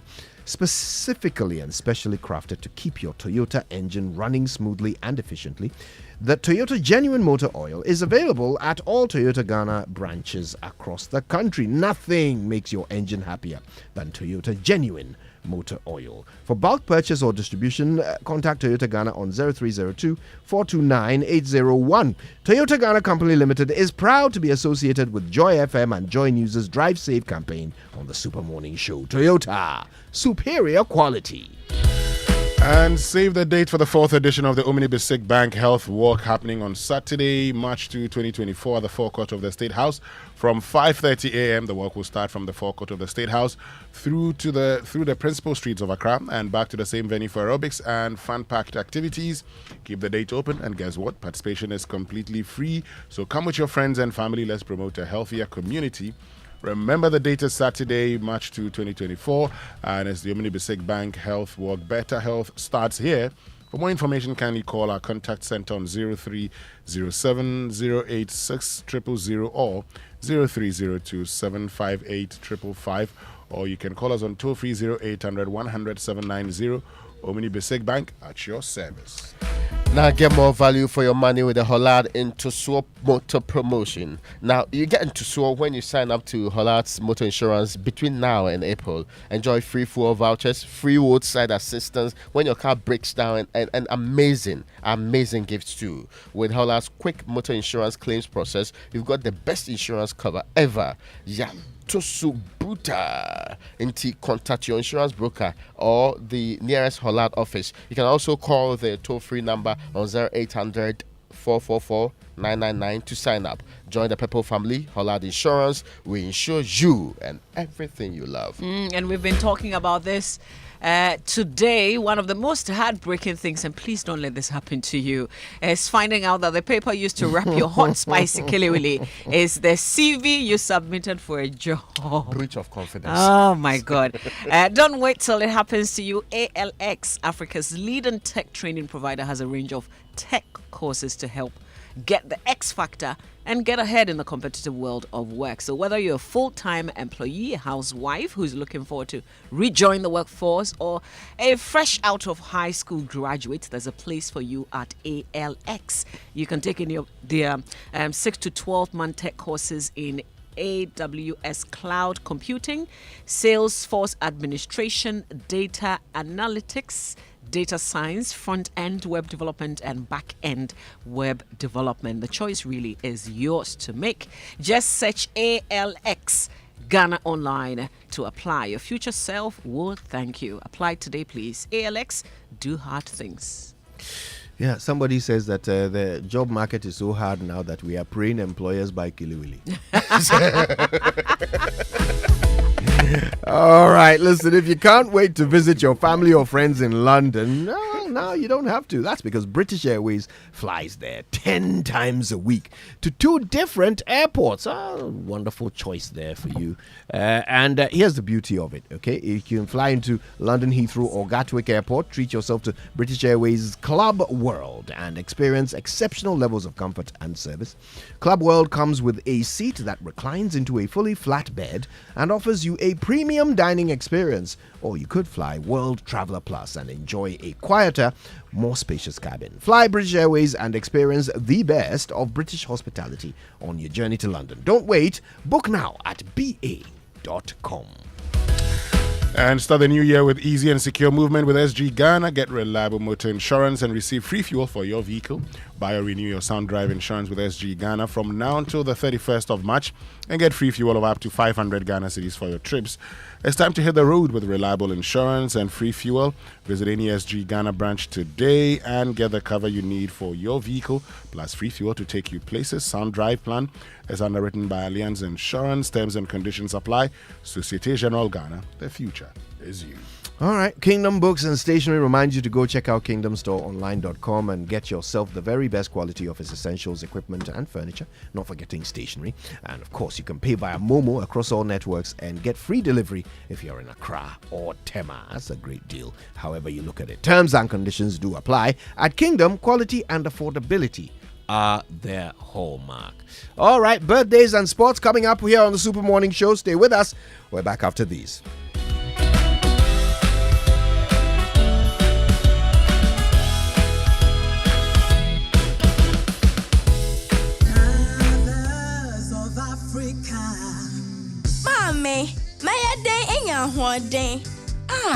And what's the Wofa Geisha Semina Subain? Gina Hopinti Nako Wenim. Mempaba, Cosissa Wonsa Becca Weni da Swadiina. Matamame, Megina painting Akomenim, Namachapa to say Geisha Semina. Sankratway, FD Ajiatu. Babe, what do you want for Valentine's Day this year? Momo. Really? See, how about a vacation at a posh, romantic hotel just for a few days? Nope. Just Momo. But why? It's because everything you mentioned is up for grabs in the Momo Valentine's promo offer. Make this Valentine a season of love to remember. Just pay your bills and shopping with the Momo app or *170# and stand a chance to win a 2-night stay at a romantic 4-star resort with your partner. Once you pay your bills with Momo, you automatically qualify for the raffle. Keep paying to increase your chances of winning and discover Sikakakra or Dokakra this Valentine. But why didn't you say so? Enter this Momo Valentine promo today. This promotion is regulated by the National Lottery Authority on the Caritas Lottery platform. T's and C's apply. MTN.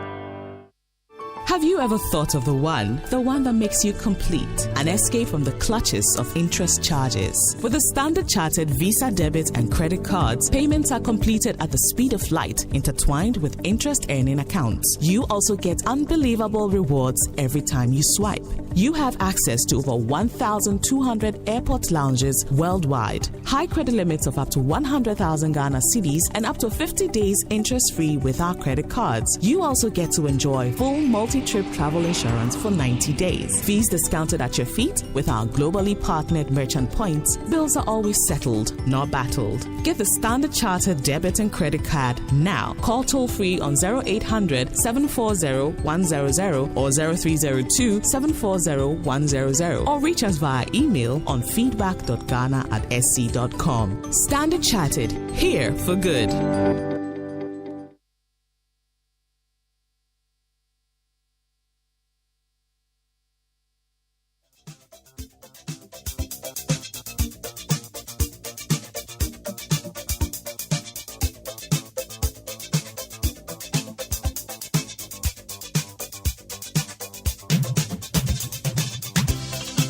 Alrighty then, birthday messages on the Super Morning Show are brought to you by MTN. Everywhere you go, Bank of Africa, the African bank with global reach. Bank of Africa, as strong as a group, as close as a partner. Okay. Well, let me say happy birthday to my very good friend and brother, William Intijaba, who's at Absa Bank, Edum Kumasi. Now, William sent this message and said, please, I know my birthday is on the 29th of February, but don't say much. I will say much, William. It means you celebrate your birthday once every 4 years. No. Is it that 28th or 1st of March? No, that's not your birthday. I'm just simplifying it. That's Anyway, it. I'm complicating it. I know somebody who chooses 28 and has adopted and firmly considered 28. So, let me just move on. Also, happy birthday to Mrs. Abigail Edu of DHL Takrady. I celebrate you at 40. Today, like we celebrated every milestone from our teenage years together. Shattermore glass ceilings. You're made of hard stuff from your friend and sister for life, Esther. So today happens to be the birthday of Samuel Budumbanchansi Yanchansunwini Mbura. I was even confused. Yes, Mbura's birthday is today. Believe that? Yeah, for a second I was going through it and I was thinking that yes. You don't know his middle name. Yeah. Like yours is what? No. Samuel Budumbanchansi Yanchansunwini Mbura celebrates his birthday once every 4 years. And so that's today. So it's very special. And yes. And it's a day that we should celebrate the man. All right. I mean, Ibura is special in many ways. He's a wonderful person by all standards and qualifications. Emphasis on special. He's a great guy. Yeah. And you can fight with him, but still you love him. Indeed. Yeah. And today, since it's once in 4 years, what else can we do to Ibura so that he will celebrate this the next 4 years? It's like he's holding elections on his birthday. Every 4 years, he has to do one. His birthday only comes on election year. Yes. I know somebody who does every year. We'll talk more about Ibura's birthday later. But happy glorious birthday to Mr. Eugene Susu. We love you so much. And this one is coming from Kelvin Kafui Susu and Aseye Susu. All right then. So shall we get to it? Yes. We shall. The Joy Sports Center is brought to you by MTN. Everywhere you go, Standard Chartered Bank, here for good. And Twisco Energy Food Drink from Promasidor Company Limited. Twisco, power your dream. And by the way, Twisco has done the needful this morning. And they brought us lots and lots of Twisco. A whole twist of Twisco. Yes. And it comes with wonderful merchandise as well. I've got a nice orange. What color is this? Salmon colored. Please don't ask me. Salmon colored mug here with the Twisco. Let me enjoy this thing. Cold. I'll take it cold. Yes. All right. Bring the water. Enjoy now. That's right. No. I'll Twisco you. Just give me a second. We don't have time to wait. Time to waste. Please bring it. I'll Twisco you sounds like a threat. In a nice way. No, but a good threat. Oh yes, the fact that them threats, I will power you with energy. That's right. That's right. To be able to deliver. Okay. Fantastic one. But it looks very nice too. The packaging is wonderful. Oh yes. Thanks to our friends at Promasidor. We appreciate. All right, good. Anyway, welcome to Your Future, a future designed exclusively to propel women-led business to the next level. Are you a female entrepreneur developing technology or leveraging technology? The Standard Chartered Women in Tech Incubator Program offers specialized mentoring, mini MBA business courses, curated networks, tailored masterclasses, and seed funding to help you unlock unimaginable business growth. The program is implemented by the Ashesi University's Ghana Climate Innovation Center. Apply now to the Standard Chartered Women in Tech program. Visit scwomenintechgh.com or the Standard Chartered Bank Ghana social media pages. For more information, the deadline is today, 29th of February, 2024. Now, did you know that MTN Momo now has an app? Yes, MTN Momo has a brand new app specially designed to make your Momo experience easier, convenient, and faster. Just download the Momo app on Play Store or App Store on your smartphone and look out for the blue and yellow icon. It's that simple. Momo app allows you to view your statements, pay bills, and so much more. Use the app for your Momo transactions and enjoy 100% bonus when you recharge using the Momo app. So go on, download the Momo app now and start transacting with a flex at no data cost. Just Momo it everywhere you go. Momo kakra. Dokakra. Everywhere you go. But let me share this exciting new chocolate beverage with you. We've received ours this morning. We want you to try it. It's on the market. It's from the producers of Cowbell, and it's Twisco. Is a chocolate food drink enriched with Enafort, a combination of energy-boosting minerals and vitamins, including vitamins B, C, D, iron, and many more. Twisco is available in 20 grams and can be found at your nearest neighborhood store in a delightful red sachet for only 1 Ghana cedis, 80 pesos. So enjoy all the goodness packed in a sachet, empty content into a mug, mixed with 180 ml of previously boiled water. Add milk and stir, and you're good to go. Start your day with a cup of the great tasting Twisco chocolate drink, and this advert is FDA approved. This morning, I'm serving you, Fentio, with a mug of Twisco. Thank you very much. We've got Mama boxes V. of it, yeah? Yeah, we do. Uh-huh. We do. And they come here every now and then, right? To come and serve the staff. They've been here twice already. And every time I abuse the cups. Oh, I see. Who doesn't like free? What's in sport this morning? Very good morning. Welcome aboard to the Joy Sports Centre with me, Fentio Tahiru Fentio. Coming up this morning. Fed into Gallagher. Last minute, and maybe the last word. Conor Gallagher comes from the bench to fire Chelsea to on for quarterfinals again. That's right, Chelsea back to winning ways with a hard-fought victory over Leeds to reach the FA Cup quarter-finals. Also coming up. Speaker, it gives me great pleasure to report that all the preparations are ready for Ghana to welcome sportsmen and women from around the continent to participate in the 13th edition of the African Games. Yeah, President Akufo-Addo says Ghana is ready to host the rest of Africa in the African Games, which is set to kick off this very weekend. But first, let's head to Could Ndola. this be the moment that seals off qualification to the next fixture for the Copper Queens? Banda will take it. Banda. What is Banda? This is Banda turning up. This is Banda carrying the national team on her shoulders. Captain Fantastic. That's right. Obviously, a very, very elated Zambian commentator there. That's because a very late Barbara Banda free kick broke Ghanaian heart yesterday and ended the Black Queens' quest for a first Olympic qualification at the penultimate round. Ghana led 3-2 by the 90th minute mark in that remarkable game yesterday evening, with the tie leveled 3-3 on aggregate and appeared to be heading for extra time with no away goal rule applied in these qualifiers. But Banda scored in the 96th minute from a free kick from just about 20 yards out to end the game in a thrilling 3-3 draw and see Zambia progress to the final round of qualifying with a 4-3 aggregate win, having won the first leg 1-0. The Black Queens head coach is Nora Huptel. She says she cannot fault the Queens and is already looking forward to facing Zambia again in the Women's AFCON later this year. And then me as head coach, I'm very proud. I'm in love with my team, because they develop, they grow. We have this Mission Volta, and now, of course, this is a very hard one to take for us. The Mission Volta, our river, is not flowing all the time straight. That's not football. Sometimes you learn out of such a game much more than about the victory, to take the right conclusions out, and we will get better out of this loss. We qualified for the WAFCON, and I tell you, on the WAFCON we will be there and make the life of Zambia again very hard on the pitch. Yeah, that's Nora Huptel, Black Queens coach, says the defeat is very hard to take. There were lots of comments from Zambians all over social media asking Ghana to give them their head coach. Thoroughly impressed with Nora Huptel, it appeared the Zambians were.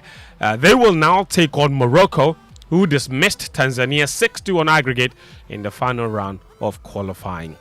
The other tie is between South Africa and Nigeria for the other slot for Africa's Olympic women's football representatives. There will be 2 of them in Paris. Let's do some Ghana Premier League news now. The Samatex head coach, Nuruddin Amadou, he says he will not be complacent after taking a 5-point lead at the top of the table. The Samraboy-based club beat Ajiana 2-1 on Monday to take their tally to 35 points and now relishing being crowned champions at the end of the season.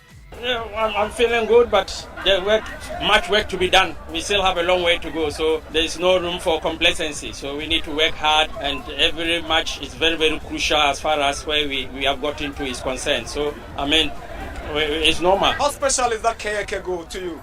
Very fantastic. He's been practicing it, and sometimes practice makes perfect. And no doubt he has the long drives, and anytime I always encourage him to go forward and surge forward, and then when the chance comes he should try. So he has scored a couple of goals with this, so it's not surprising.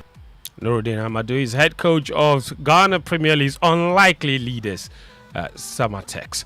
Now, former Ghana captain Asamoah Gyan says he's not perturbed. People are criticizing his decision to accept to lead the Youth and Sports Act Committee of the MPP's manifesto for the 2024 election. Ghana's record goal scorer was named in Baumia's committee last week. They have their own opinion. As I said, I've been there.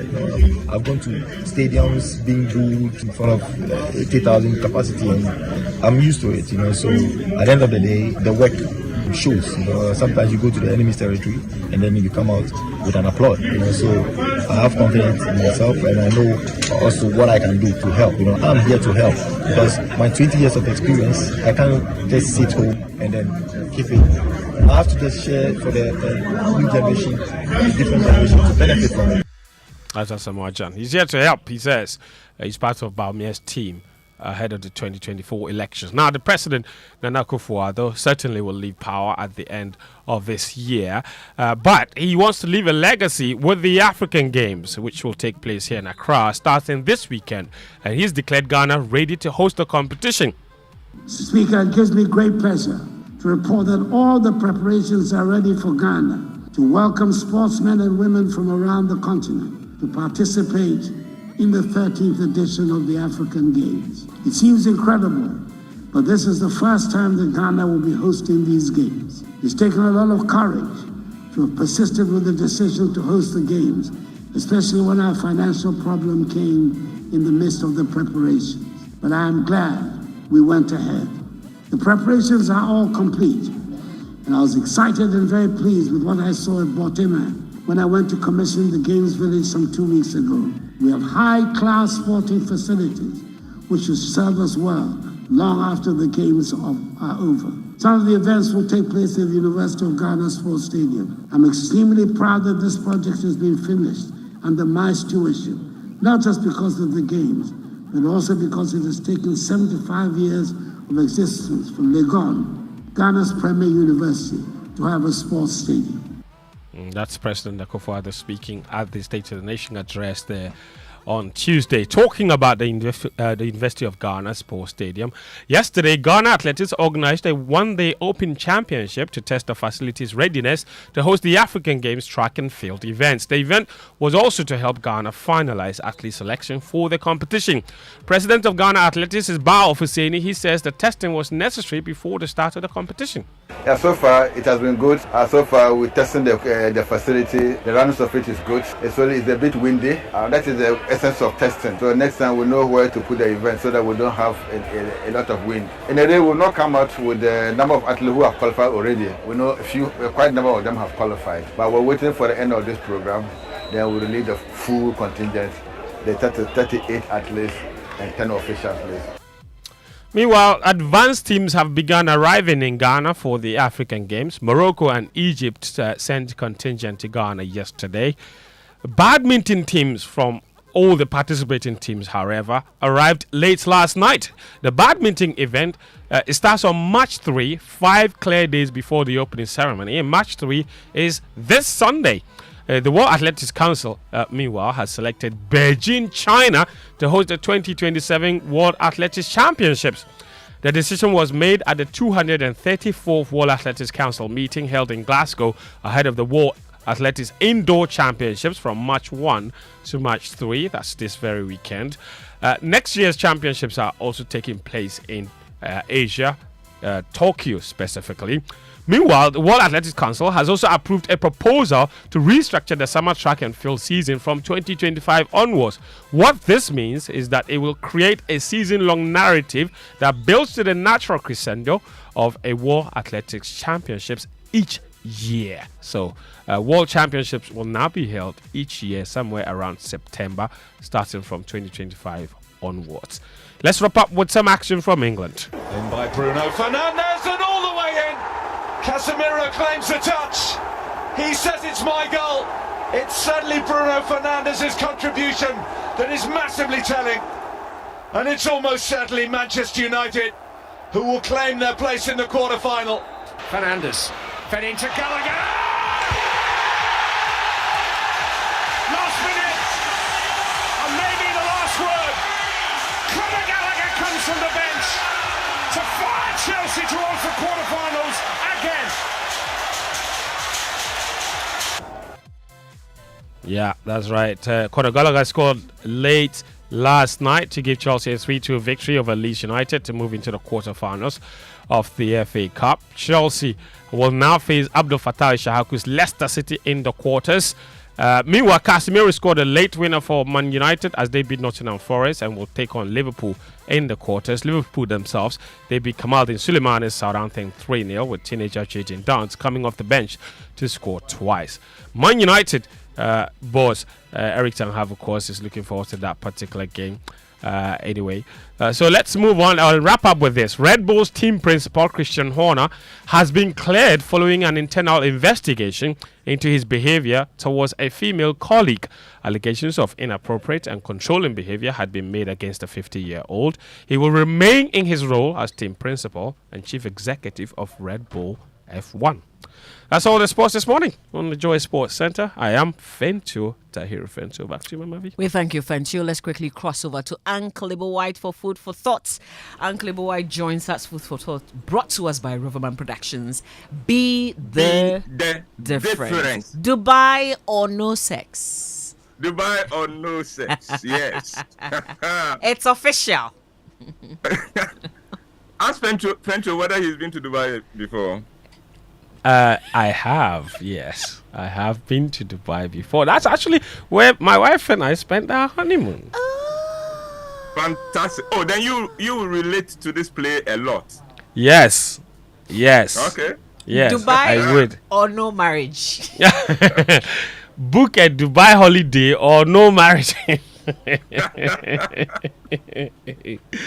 I did not say that. It is good to know that you went to Dubai for your honeymoon. I went to Kwawu for my honeymoon. I know. Times have changed. Thanks to the job that I do, there are some very kind people who were kind enough to help out in that regard. No, that's fantastic. Exactly. I'm happy for both of you. Yes. Thank you very much. Maybe this morning I will ask you where you had your honeymoon. Please don't ask me. Thank you. Yes. So as my maybe referred to, the next play is Dubai or no sex. But this morning, I want to pay tribute to one of my heroes of the Christian faith, Apostle Michael Kobnan Entumi. In 1998, one of the young men I had mentored in YFC, in Youth for Christ, who had become a pastor in the Church of Pentecost, told me that the church had a new chairman, and he was the youngest ever to hold the position at age 40. He told me that the new chairman was called Apostle Entumi. I had never heard the name. I knew of Apostle Opokunyina and the other apostles, but Apostle Entumi, never heard of him. But hearing that he was the youngest to occupy the position, I knew that there must be something extraordinary about the man. Church of Pentecost takes itself very seriously, and its leadership, getting its leaders is not an easy thing. And there was no way they were going to vote a 40-year-old man chairman unless there was divine intervention in the matter. My boy, however, did not have answers to my questions, but told me that the man had a book and that I could go and look for a copy. The book was Flamingo, The Camp of No Return, in which the then Reverend Intumi had narrated his experiences as a captive of Charles Taylor's rebel army in the Liberian Civil War. I was blown away by the contents of the book. The book celebrated the sheltering hand of God and how God preserved the lives of Reverend Intumi and his family for the 6 months they were in camp, from which no one came out alive. The captors killed for fun, and when ECOMOG intervened in the war in Liberia and Ghana provided troops for ECOMOG, the Ghanaian prisoners were marked for execution, and yet somehow God preserved Intumi's life. His courage in the face of danger and his determination to continue pastoring the captives humbled me. And then I received my own miracle soon after reading the book. Apostle Intumi was preparing to release another book with the title Coming with Fire, and someone had mentioned to him that I could help him polish and make the book better. Apostle Intumi quickly reached out to me, and I went to see him at the chairman's temporary residence at Latabia Koshi. He moved into the official residence at Rage later after this encounter. Maybe compared to him, I was a nobody, and yet Apostle Intumi made me forget that I was talking with the chairman of the Church of Pentecost. Of course, he carried himself with great dignity, but there was this quality of warmth and humility about him that was uncommon for a man in his position. And that was how my relationship with Apostle Intumi began. The more I got to know him, the more I wanted to know about him. So one day I said to him, Papa, if it is not too much to ask, can you share with me how you became chairman of the Church of Pentecost at such a young age? Without hesitation, he said, sure. And he told me the story. He said, when God delivered him from the camp of no return in Liberia with his family, and he was made an apostle and served in Côte d'Ivoire, and later in France as head of the church there. Then the time for the church's general council meeting, at which the next chairman of the church was going to be elected, came up. He said many of the deserving and qualified apostles had already begun lobbying for the position, and a number had even reached out to him in France to solicit for his support and vote. He said on the day he got ready to leave France for Ghana to attend the council meeting, he picked his bags to go and catch his flight, and as soon as he picked his bag, he heard a voice say, a man traveled to a far country to be made king. This was, of course, this line was, of course, how Jesus began one of his parables. Apostle Intumi was surprised to hear a voice say that line to him. So he dropped his bag and then turned around to see if someone was in the room and had spoken to him at the time. There was no one around him. So he picked his bags again, and again the voice spoke, a man traveled to a far country to be made king. And again he dropped his bags for the second time, and this went on for 3 times. He did not know what to make of the statement, and so he pushed it out of his mind and made the journey to Ghana. At the General Council meeting, being the youngest among the apostles of the church, he always made himself their servant. And so on the day the vote for the next chairman of the Church of Pentecost was to be taken, he was the one interpreting into French. He said just before the elections, one of the recognized prophets of the church began to prophesy. Through the prophet, God said, the Church of Pentecost belongs to me, and I choose who to serve me as head of this church. I know the candidates on the minds of each of you, and I'm asking all of you to discard the names on your minds, because I have not chosen any of the people you are thinking about. And now I'm going to tell you who my choice is. Apostle Ntumi said the room was quiet and there was excitement to see who this choice of God was. He said he himself was also very excited. He could not wait to hear the name of this special person God had prepared and chosen for the church. Then the prophet said, and now here is God's choice for the new chairman of the Church of Pentecost. Being the one interpreting into French, Apostle Ntumi repeated that in French for the French-speaking delegates. And then he heard his name and he froze. He could not continue with the interpretation. He was a young man who traveled to a far country to be made king, except that instead of being made a king of a land, he was made king of the Church of Pentecost. Apostle Ntumi modeled for me what it meant to be a servant leader and what it meant to be a real servant of God. He was an example to me in humility and in stewardship to God and to God's people. He was my mentor, and his name was Apostle Michael Kobena Ntumi. And on 24th of February this year, the Church of Pentecost and the nation mourned his passing at his burial. May his sweet and gentle and godly soul rest in peace. And that is my tribute to that wonderful servant of God called, now being referred to as the chosen general of God.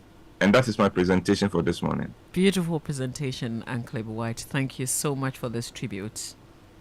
Yeah, thank you. You're welcome. And have a fantastic day. I wish you the same. That's Uncle White's Food for Thought today, paying tribute to Apostle Dr. Michael Kobena Ntumi, the fourth chairman of the Church of Pentecost, born in Dadieso on September 22nd, 1958. He died on December 27, 2023. Later rests February 24, 2024. May his soul rest in peace. This is the Super Morning Show. Thanks to EcoBank. And of course, Provident Insurance, with Providence Manuel covered for our social media messages here on the Super Morning Show. Across Africa, a new era has begun, shifting our focus to a new horizon, connecting us with one purpose: to create and share opportunities to grow.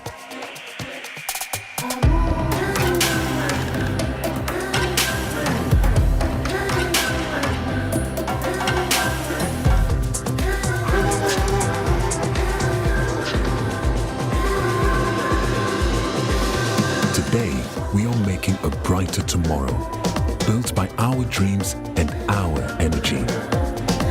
Across our continent, across the world, we are creating a better way to a better future. A Pan-African future. Together. EcoBank. A better way, a better Africa. Hello? Fair driver, are you sending the sales? Boss, Medicana Kopim. Hey, what the car to me so? Boss, you no renew the insurance. Tell it, I didn't have time, I had to go to the farm. You can insure on the farm. And I had to go to the market too. You could have insured in the market. I had to cook supper for my wife. Boss, you could have insured in the market.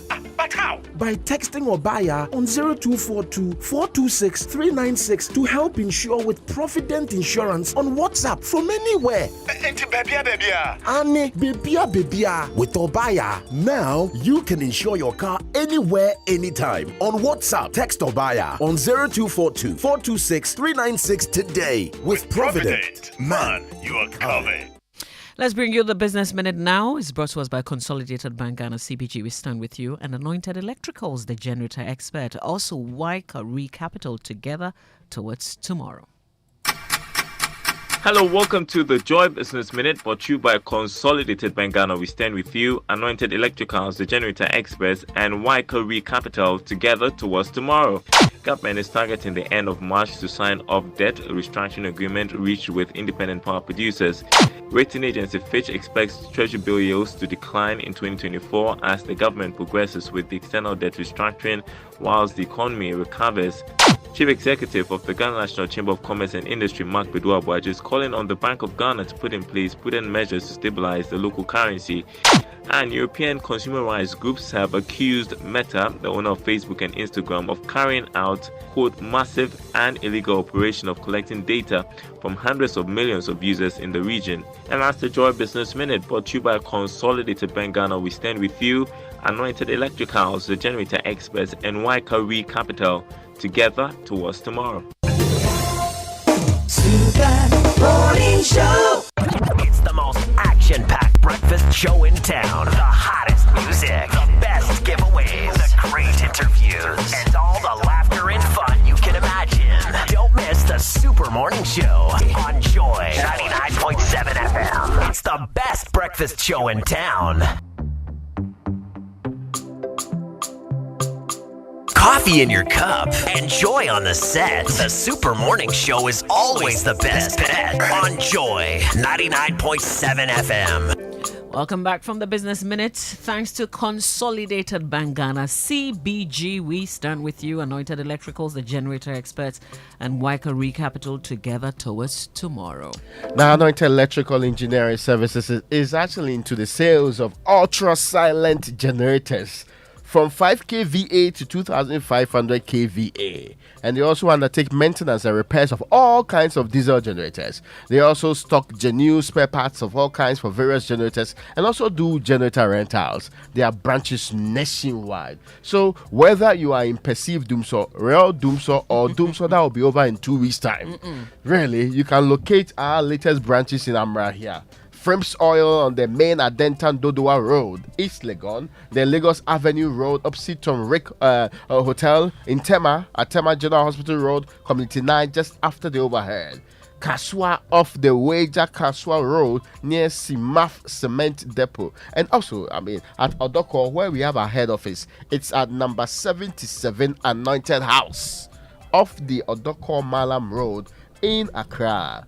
You want to call us, reach us on this hotline 0243480334, 0243480334. Anointed certainly is the expert in generators. Now you need it. You not only need the silent one, you need generator permanently on standby. As we all live in denial and pretend that there is no doomsday in the Republic of Ghana, you need it more than ever. You know that your reality might be different from our reality. I heard an officer of the electoral. Hey, did I say electoral commission? Take your time. It's an election year. Yeah, take your time. Man, can you But wait, listen to this. I heard listen to Layla this. also. Listen to this one. What we are experiencing are a few scattered issues here and there. The issue that the PRC raised about fuel is not disposition of the current situation that we are seeing on our dashboards. Currently, one of the power plants is down, send power for that matter, and we are working with them to troubleshoot and bring it back up. So we are waiting for them to come back up. But that hasn't affected much of supply within the country. So we are just managing the space now until it's done. That's the managing director of the Electricity Company of Ghana, Mr. Jubik Mahama. He says a few scattered issues. I like him, but this is not the first time. You see, they used to use the word isolated, whatever. See, isolated incidents. No, there's a word they also use to. They say localized outages. Every other time they introduce words to basically gaslight people and pretend that the problem is not there. Let's not pretend to ourselves, because see, some of us, we don't have the generator. I know that powerful people like you, Mama V and Co, you have generators, so life is a bit convenient and comfortable for you. My generator, and the country is very hot nowadays. Let nobody kid you. So that is the bit. Come on. I think that's the most uncomfortable. Yes, the country is very, very hot. I don't know what is happening with the climate, but really, it is very hot. Yeah. Without some form of support. Even extremely hot. The air conditioning is okay, are suffering. So when the power goes off, you suffer more. Children, I know someone who would have to, because the child is always having rashes and suffering through the process, would have to pick up the child, go and put the child in the car whenever they put off this light. So the child will sleep, then you quietly go and put the child back in the bed. I mean, it might be exaggerating on some ends, but you think about it deeply. People feel that we are done with this, and not long ago. You cannot take more money from me for the same thing and not be delivering on it. It's unconscionable. Raymond, this one nobody can defend. You are not exaggerating anything.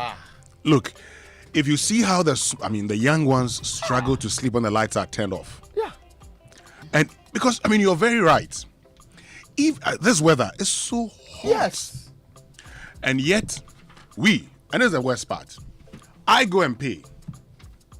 I pay my electricity. I've paid for it in advance. And we're told that because of our generation mix, of course, now there's talk about 6.5% reduction. I have to pay more. And yet, having paid for it, I get nothing. Yeah. Nobody informs me. And I make this point all the time. Years ago in the UK, they were going to take off our lights for about 5 minutes. Send you. They started informing us 2 weeks. Mamavi, they had planned the maintenance work 2 weeks, long before that. But 2 weeks before the maintenance work, they actually informed us. And in those days, anytime you actually open your, Cardiff University website, they tell you, you turn on the computer, they tell you the lights will go off on this day. For 5 minutes. At this time. It was supposed to be 30 minutes. It went off for 5 minutes. Or even less. They had planned everything and they indicated to us how long the light was going to go off. But listen to this. They actually make sure that they tell you it would last longer than it would last. So that, okay, I'm prepared for half an hour. In 5 minutes, they're done. Because they would have done everything. Once they take it off, they quickly restore everything to you. But in our part of the world, it's like they do us a favor. That's the worst part. It's like we're being done a favor. Yeah. Okay, it's like we're being done a favor. It's like, but you pukra. And when you talk, they say, but have you forgotten that years ago we didn't have electricity? And that we used to sleep in Dumsor? Yeah. Really? Really? That years ago we used to sleep in Dumsor? Yeah. So you are doing me a favor. You're better off now. And I hear better off how? Even though the power goes off. See, I hear so take it like that. It's better than before. It's better than 7 years ago. Repeat this. I hear and see what's the name? The ECGPR who spoke to MFR. Oh yes, it could be where you are, but where I live, there is still power. Can you imagine? Can you imagine? Just think about it for a minute. If you cannot fix the problem, at least get the part right. Some of these things, when you say, you're just infuriating people for no reason. And so what? If you have power where you are, and so what?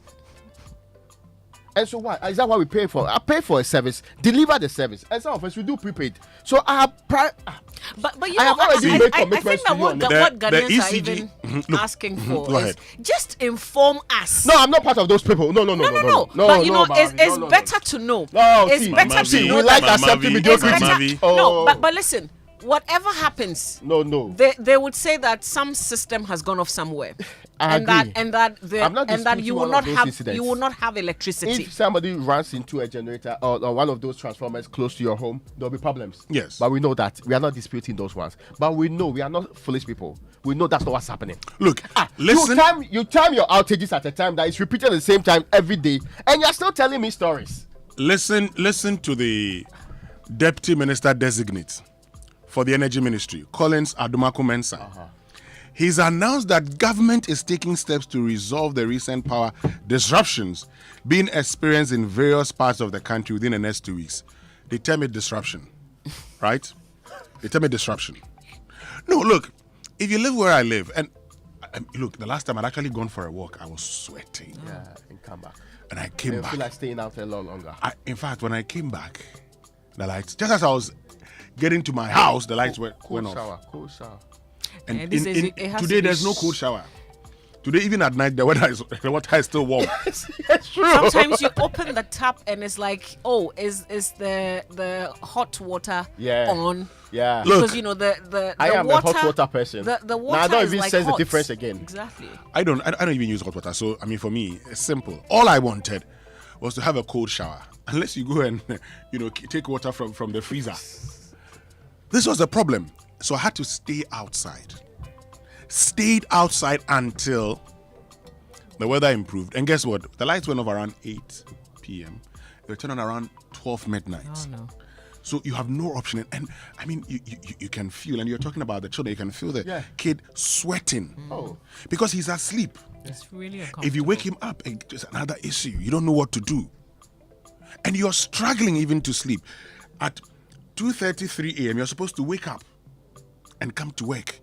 How do you sleep? You're finding yourself. You're cleaning sweat. And I mean, and nobody seems, today, ECG says there's no problem.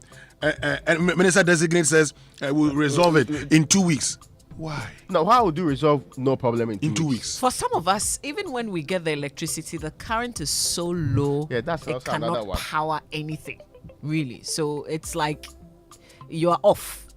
Listen, we want to know where you are. Tell us about your experiences with this electricity issue. Is it just a disruption for you where you are, as they describe it? The addition to localized outage, then we had a low setting timetable. Kwabena Doko never liked the expression doomsaw. So we then finally got into doomsaw for a very long time. Then we came back to doom CSA. You remember? Yes. You doom CSA. CSA. That was Napo's era, isn't it? Yes. We started with doom CSA. Don't worry, we are fixing the system. It will get better. We will never go back to those old days again. We would never. We are actually doing a lot in the sector for you. Then we moved on along the line. Then now we are moved into the era where you pretend it doesn't happen. Pretend that there's a localized problem somewhere and give it a different term, disruptions. Yeah. We will fix all the collective disruptions within a period that's noted. If we don't take the fear, because this is service provision, if it were to be any other service, you would have called them, complain that, see, why are you not providing the service to me? So please, if you provide service, we are not saying that there can be difficulties, but be honest about it. This pretends that, everything is well. When I go home and I sleep in the darkness at night, when people have electrical gadgets, now very expensive electrical gadgets, for some reason, electrical gadgets are needlessly expensive. Having problems. Winston, you understand what I'm saying? I understand perfectly. Needlessly expensive. Then they get problems all the time because you are doing the thing like doomsaw every now and then. Then we complain and say, oh yes, of course, it is where you live. Because you and Kojuya saying where you live, there can be power outage. But me, where I live, there's power outage because apparently I chose the wrong place to live. I mean, see, let's respect people that are the ones paying us to stay in the job. Let's respect them. They are the ones whose salaries, whose monies or services are being used to pay you. So some of this comment, it doesn't make sense. You're only infuriating people. Admit that there's a problem. Let's see how you can resolve it. And I even like the deputy minister's approach to it. Give us 2 weeks to deal with the problem. That I can understand. Which means there is a problem. Yeah, there is a problem. If you sit in some corner and pretend that there's no problem, and you see, you only have to, and you're doing gymnastics, semantics. It's not this word, it's the other word. When the person goes home and there's no power in the house. Let me tell you why I'm offended by all of this. Okay. Because the reason for their neglect or their disrespect of my valuable time and effort. So I go and spend 600 cedis to buy an insulin injection, which must be kept in the fridge. And by the way, I need 2 of those. So I have 2 of them in my fridge. You switch off your light. You don't tell me, so that I can maybe go and find some ice chest and keep the thing in while I'm away at work. You switch off my light. So by the time I come home, the thing is spoiled. I have to go and buy another one. Another 600 cedis each. That's 1,200 cedis because you couldn't be bothered to tell me that you have a problem and you're going to switch off your light.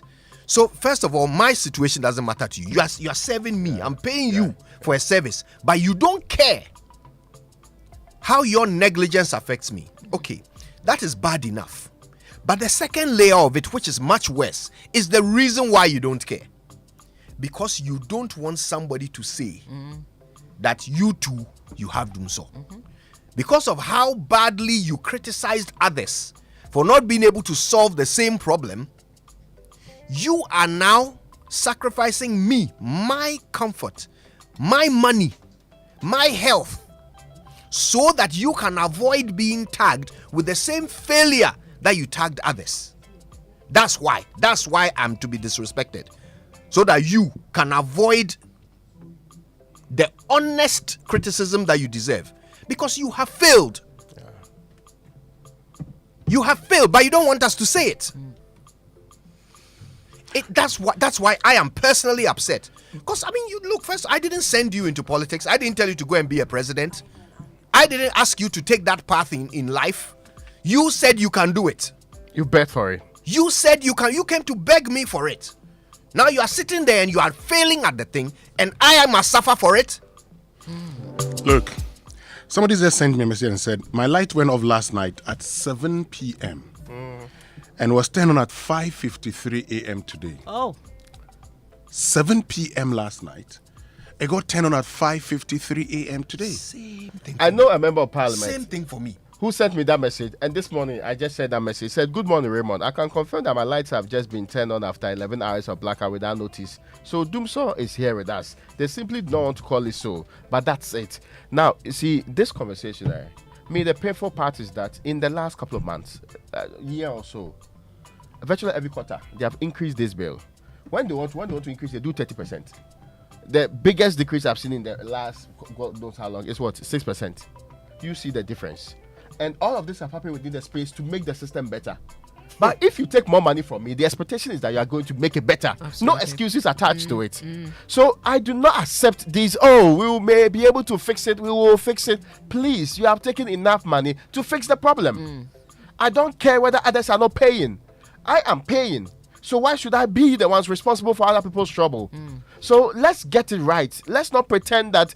Why are we even debating this matter? Who takes money for something and refuses to pay? And we are not forcing you to do a job. You're taking more money and giving me less service. We want to hear from you, so send us messages 05511119997. Post on X Joy997 with a hashtag Joy SMS. Thanks to EcoBank, a better way, a better Africa, and Provident Insurance with Provident Man. You're covered. We're able to receive your social media messages here on the Super Morning Show. And you can now get your vehicle insured anywhere, anytime with Provident Insurance's Obaya on WhatsApp. She works around the clock, so you don't have to worry about closing times. I mean, baby. Buy, renew, file claims for your vehicle, baby. All you have to do is chat Obaya on 0242 426396 0242 426396 and let her help you. It's quick, convenient, reliable, and saves you time, so you can do more in your day. Chat Obaya and get your vehicle insured now on Provident Insurance. So text your Obaya, baby, with Provident. Man, you're covered. Now, every day people face different emergencies. There's the police emergency, fire emergency, the medical emergency, and there's also the Mamavi emergency. But many Ghanaians don't know the emergency numbers. Emergency. Yes. Here's what you want to remember. *770# This is to fix the Mamavi emergency. Yes, *770# is the new EcoBank money. Yeah, you can change that with Mamavi. Money emergency number. *770# gives you instant access to loans, fund transfers, utility payments, airtime, and data purchases, and so much more, even when you don't have data. So there's no need to panic when you find yourself in any money emergency. EcoBank will always come to your rescue. Dial *770# now for solutions to your money emergencies. EcoBank is there. Pan-African Bank. I refuse to feel bad. I like money. Thank you. I won't feel bad about that. What's wrong with that? Nothing wrong with it. It's your life when you do that business like that. Is it that you like money or you love money? Which is which? When you do the love one, the Bible says that the love for money is the root of all evil. So you want to I like it. I love. There's nothing wrong with liking or loving money. The difference is that some of us, if we like money, we go out and earn it. Others, if they like money, they believe you owe it to them, and you must pay it. Hook or crook. Mom is not one of those. I haven't mentioned just not anybody's your name. *770#. That's EcoBank. All right, guys, listen. This Easter period, Roverman Productions, in partnership with the National Theatre and Joy FM, is presenting what I believe is the Uncle Ebo White play with the best title yet. Dubai or No Sex. Uncle Ebo. Dubai or no sex? Uncle, You know this matter came up when we were talking about the thing, long that Mama V and Co. When we mentioned that Mama V, how about if we take you to some place, would every day be allowed? Say yes. After when Dubai comes in, immediately. Yeah. He said Dubai or no what? No sex. One of my friends told me the last time that he said, "Oh, a mini panel do or no trip, it is a foreign trip." If it doesn't involve buying, it was so setty environment, right? You know. And there are a lot of right environments in this. Other things shall be added. There are a lot of right environments here. Hey, bro. Anyway, the play will show on the 29th, the 30th, and the 31st of March. Hey, Easter is upon us already. And then again on the 1st, 5th, and 6th, and 7th of April 2024.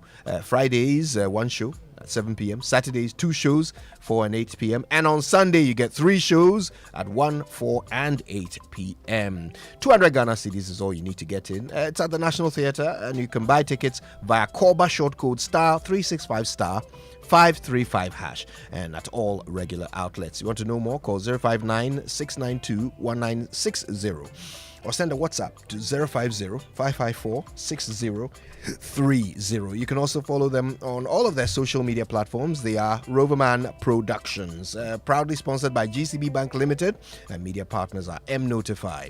Buy your tickets now. Roverman Productions, be the difference. Coffee in your cup and Joy on the set. The Super Morning Show is always the best bet on Joy 99.7 FM.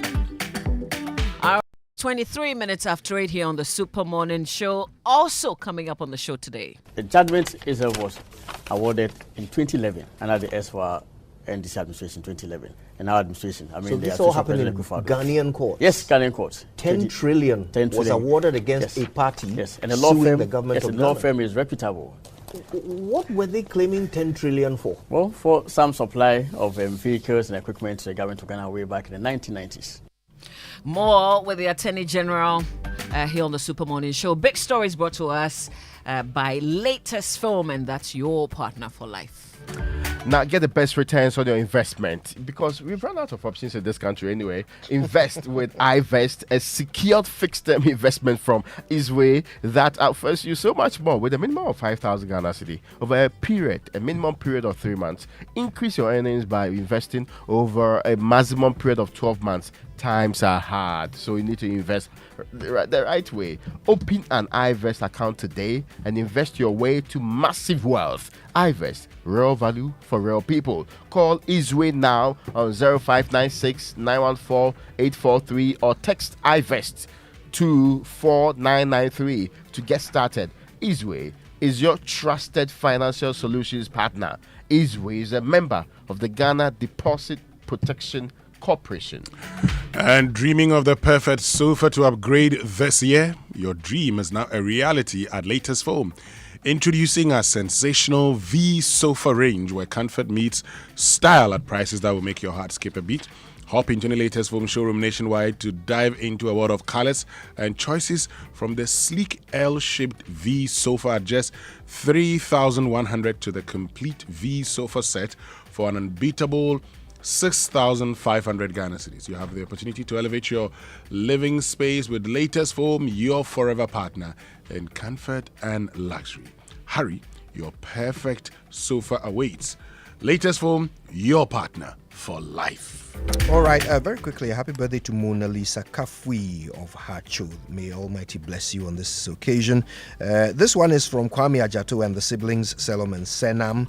So have a good one there. Now, listen, every time we eat, food and sugars get trapped between our teeth, leading to decay, gum disease, and of course, in some cases, foul breath. Brushing your teeth every morning and night with Pepsodent Charcoal and Pepsodent Herbal Toothpaste is the solution. Now, Pepsodent Charcoal charcoal has a fine blend of fluoride with a unique combination of natural charcoal, lemon, mint, and zinc. It'll whiten your teeth and strengthen them. It will take away the bad odor as well. Charcoal white gently polishes away tooth stains and naturally restores your bright smile. For the herbal lovers, the Pepsodent Herbal Toothpaste is infused with a unique blend of green tea and herbal extracts. It releases, repairs, and protects gum tissue, giving you strong teeth. Always remember to brush your teeth in the morning and before you sleep at night. Pepsodent has been telling us this since, for 25 years. It's recommended by the Ghana Dental Association, and you can get to talk to a dentist for free when you call 0800 161 000. You can also get Pepsodent at any shop near you. Call the Customer Care Center on 0800 2000 30. Pepsodent, every smile matters.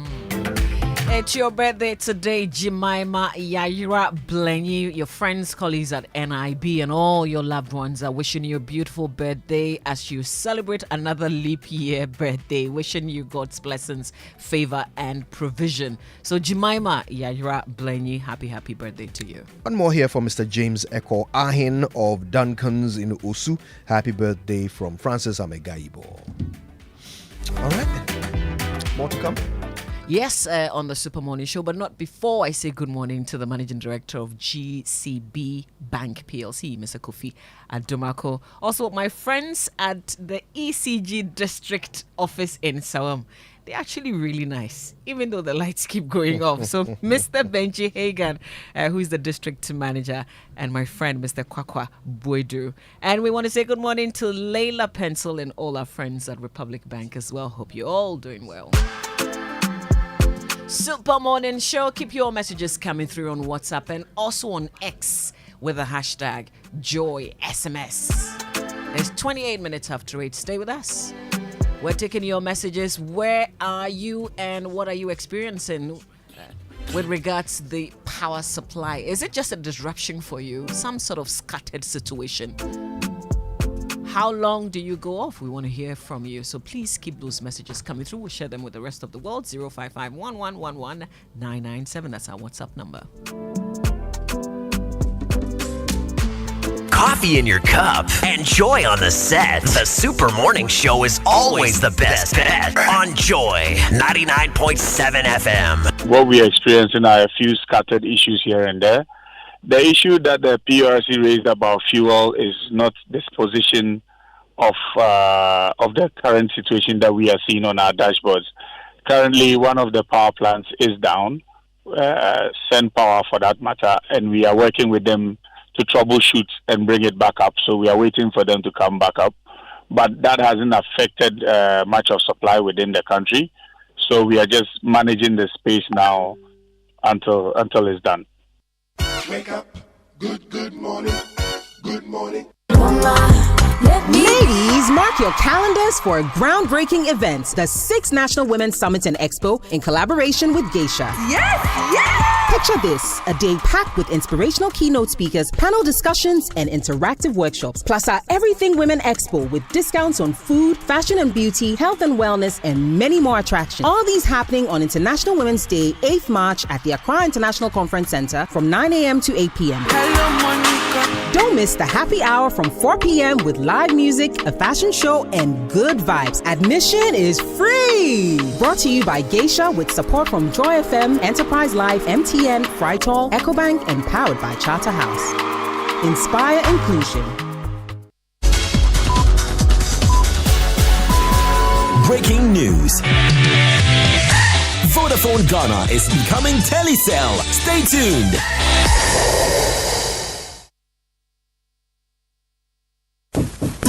Hey, Cashman. Yeah. Don't you know Nana has assembled all of us and you are here making calls? My generator is spoiled too. So I'm calling a renowned Ghanaian company with an excellent track record in the sales and repairs of generator sets in Accra to come and repair for me. Is it Anointed Electricals? Yeah. Anointed Electricals deals in quality and genuine generators with high fuel efficiency. We also rent generators. They sell quality generators from 10 kVA to 2500 kVA. They have spare parts of other generators and can repair every faulty generator generator set even if you didn't buy from them. Look, now we don't have any electrical problem in Accra. Oh, how? Because Anointed Electricals is right here at East Legon, Lagos Avenue, opposite Tomric Hotel. And that's why Nana is calling us. Okay. Yes. If you want to buy a brand new generator or repair the old one, visit Anointed Electricals. Or if you are within Accra, call our hotline 0246 423 534 or call 0243 480 334. They have qualified and dedicated men on 24-hour after sales service. Then let's go and listen to Nana. Let's go. Gosh, after giving you the hint, won't you give me anything? Anointed, the generator experts. Mothers of Africa. Mommy, my day in your hoarding. And what's the Wofa Geisha Semina Subain? Gina Hopinti Nakowenim. Mempaba, cause the Wonsa Becca we need a swadina. Matsumame, Majina painting Akomenim, Namachapa to say Geisha Semina. Be strong and Sankratway FD Ajiatu. Waikari Capital. We are a multinational fund management company regulated by the Securities and Exchange Commission. Our aim is to help our customers thrive by enabling them to achieve their lifetime financial goals while investing their funds in ways that create a positive future for them, their families, and their businesses. In this way, we help them to create the best life. Speak to us today. Call us on 050-157-7546 or 050-157-7547. Visit www.waikaricapital.com. Waikari Capital. Together towards tomorrow.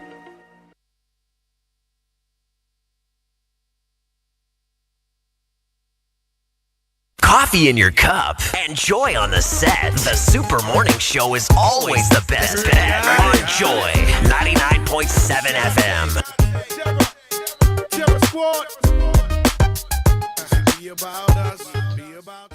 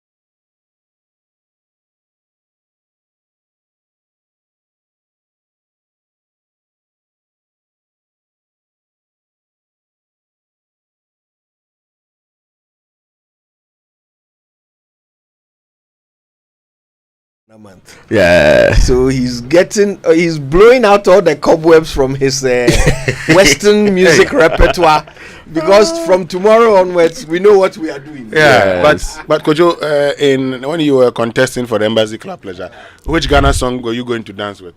Oh no, Ghana songs were not part of it. It was only foreign songs. Yes. I was even going to answer to help your help me. Your propaganda. Help me. Which Ghanaian song? No, because I think really. No, Barracuda. We've settled on the first two songs. Which yes. Ghanaian song would you have used? That song was released somewhere in the early 90s. I remember. But I'm not sure you were going to use that one. You would have used How would you dance with that one? And you use that support. Yeah, you baby, baby. I would have danced at Doha. My friend, let's move on with our lives. You would have used Listen, Ghana's version of Michael Jackson. Wow, with a Jerry Curls like Kojo Yankson. Listen, look. It's all well and good that we can laugh, because some of us, we slept in darkness. We sweated all the way through the night till morning. Our sheets are soaked. And it's not because we can't afford electricity. We've already paid for it, but somehow we didn't receive it, and this is an ongoing problem which we seem to be struggling to get honesty about. Today we'll get to the bottom of it. That the very least we deserve as citizens is honesty. If you won't give us light, give us honesty.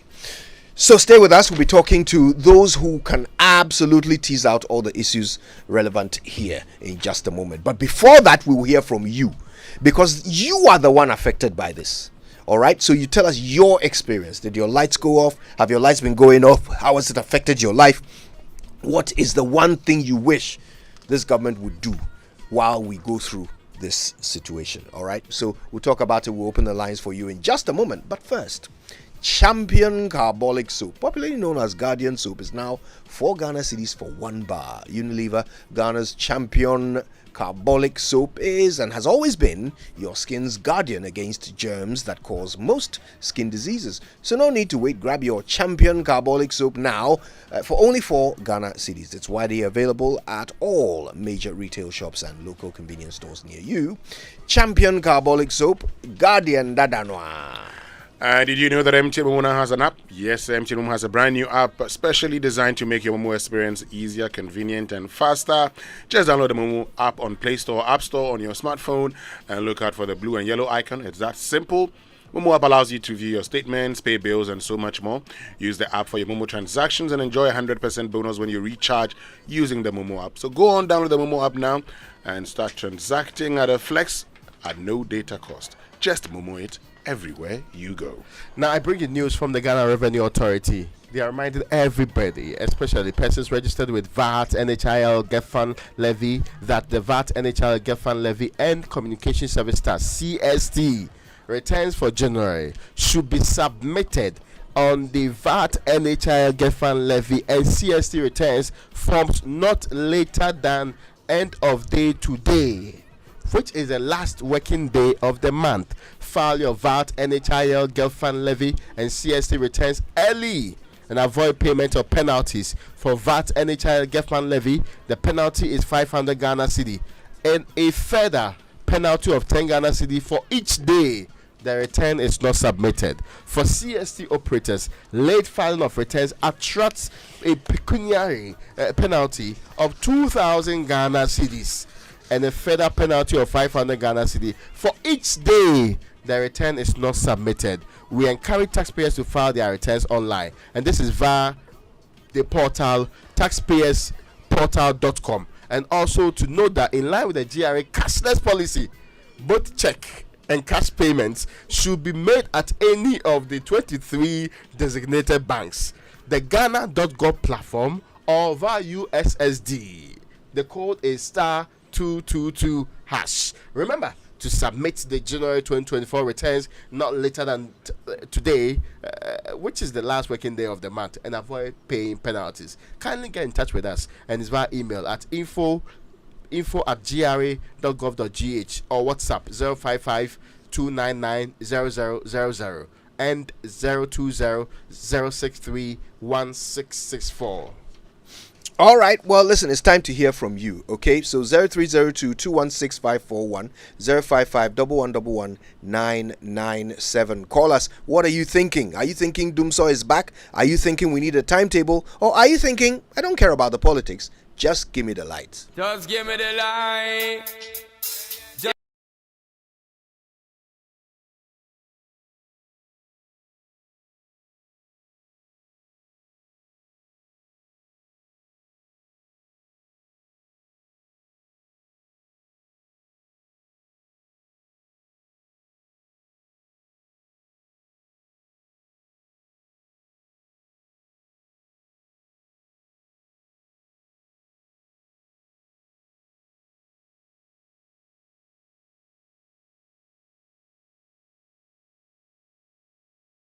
All right, Ken is in East Legon. Hi, Ken. Good morning. Good morning, Kojo. How are we? Very well, thank you, Ken. Well, yesterday I had light though. Good. But some colleague friends of mine called me that there was no light in their area, and it's pretty sad. And when I listen to Winston and yourself, I think that maybe perhaps the interim solution could be for you individually, specifically, is to get anointed to sort you out. Whilst we fight these politicians, because like you are saying, it's not easy to be in bed when the room is so hot. Yeah. So, but we have to talk about it. But the temporary solution you can get for yourself. And that's a backup. That is what I've always done myself. I've always made sure that, because, we live in a country where they promise A and they deliver B. That is for all political parties. So you always need to have a backup. But then we still need to trumpet whatever we need to, like what you guys are doing, so that, those who must wake up. And the politicians must also learn some bitter lessons from some of these things. Thank you so much. Thank you, Ken. Thanks for calling. Fred is in Oyibi. Hi, Fred. Good morning. Good morning, Kojo. How are you? Not bad at all. Good to hear from you, Fred. Yes. Kojo, Doomsaw is back. The fact is that the previous week, every day the light goes off. But the worst happened on Tuesday at 2 p.m. The light went off. And it came back 3 a.m. Wednesday dawn. Wow. Can you imagine, Kojo? Wow. Without any notice, nothing. These guys, they must sit up. Thank you. Thank you, Fred. George is in Adenta. Hi, George. Hello, good morning, Kojo. Good morning, my brother. Kojo Doomsaw is back. I was tired yesterday from work, and when I go home, I was served with food. I just on my TV just to watch one or two before I go to bed. Everything off. This morning I'm trying to on my TV. The TV is not coming. Oh. Can you imagine? Oh. So bad. Why can't our leaders be frank with us? Oh, we have a peculiar problem. So for now, this is what is going to happen. This is the schedule. So that we follow it. The life is too much. Come on. Have a good morning. Have a good morning too, George. Arnold is in Tesano. Arnold, you're just down the road from us. How's everything? Yeah. Kojo, good morning. Good morning. God bless you guys a lot. The whole thing is that I've learned one thing. Stop blaming people. You don't know what is ahead of you. That is the problem. Somebody has been trying to solve this. You came in the name of politics, your stomach, then you are saying things while you are still having the same problem. So if there is no way, because they said they were embarrassing, harassing people in my area, cutting their line in the name of, they wanted to check the meters and stuff. People are not in their house. They are climbing the pole. And I also the matter, what if somebody is having medicine in the fridge? What will happen before you also say your matter? Kojo, it's very, very serious. This Doomsaw thing, that's why I don't sleep in my house in Pukasi again. Before you know, light is gone. If you look on the body of my daughter, heat rash, it's too much. It's too much. God bless you guys. God bless you, Arnold. And of course, our thoughts are with you and your daughter. Let's hope that those heat rashes clear up. That's a horrible, horrible thing to go through as a kid. Kofi Bedu is in Kumasi. Hi, Kofi. Hi, Kojo. How are you doing? Well, we've been better. Kojo, from Tomate, like I've already stated, and as a common point to this, you've been having these lies of every now and then. Even last night, my wife also operates a certain store, a shop, so we had to close early, and it has been rampant. It's been going on for about 1 month now, and we don't know what is happening. You know, the deep thinker Mahama brought in plans to solve this power problem. So when Baumia and Co. assumed office, they realized, they discovered that we have enough generation of power. And so they sold off some of this power to the neighboring countries, Burkina and the rest of them, and got cash. Why don't they use some of this cash to fuel the plant? That's our problem. They are not fueling the plant for us to get enough power. They say we have excess power. What is this? Mama brought in this plant. Are they keeping the money in their pocket and we are something like that or what? You don't get any information from any of them. This give you this, a question person say, oh, is this? You are getting conflicting statements from them. What is this? Why are we running this country like this? I'm sorry, Kojo.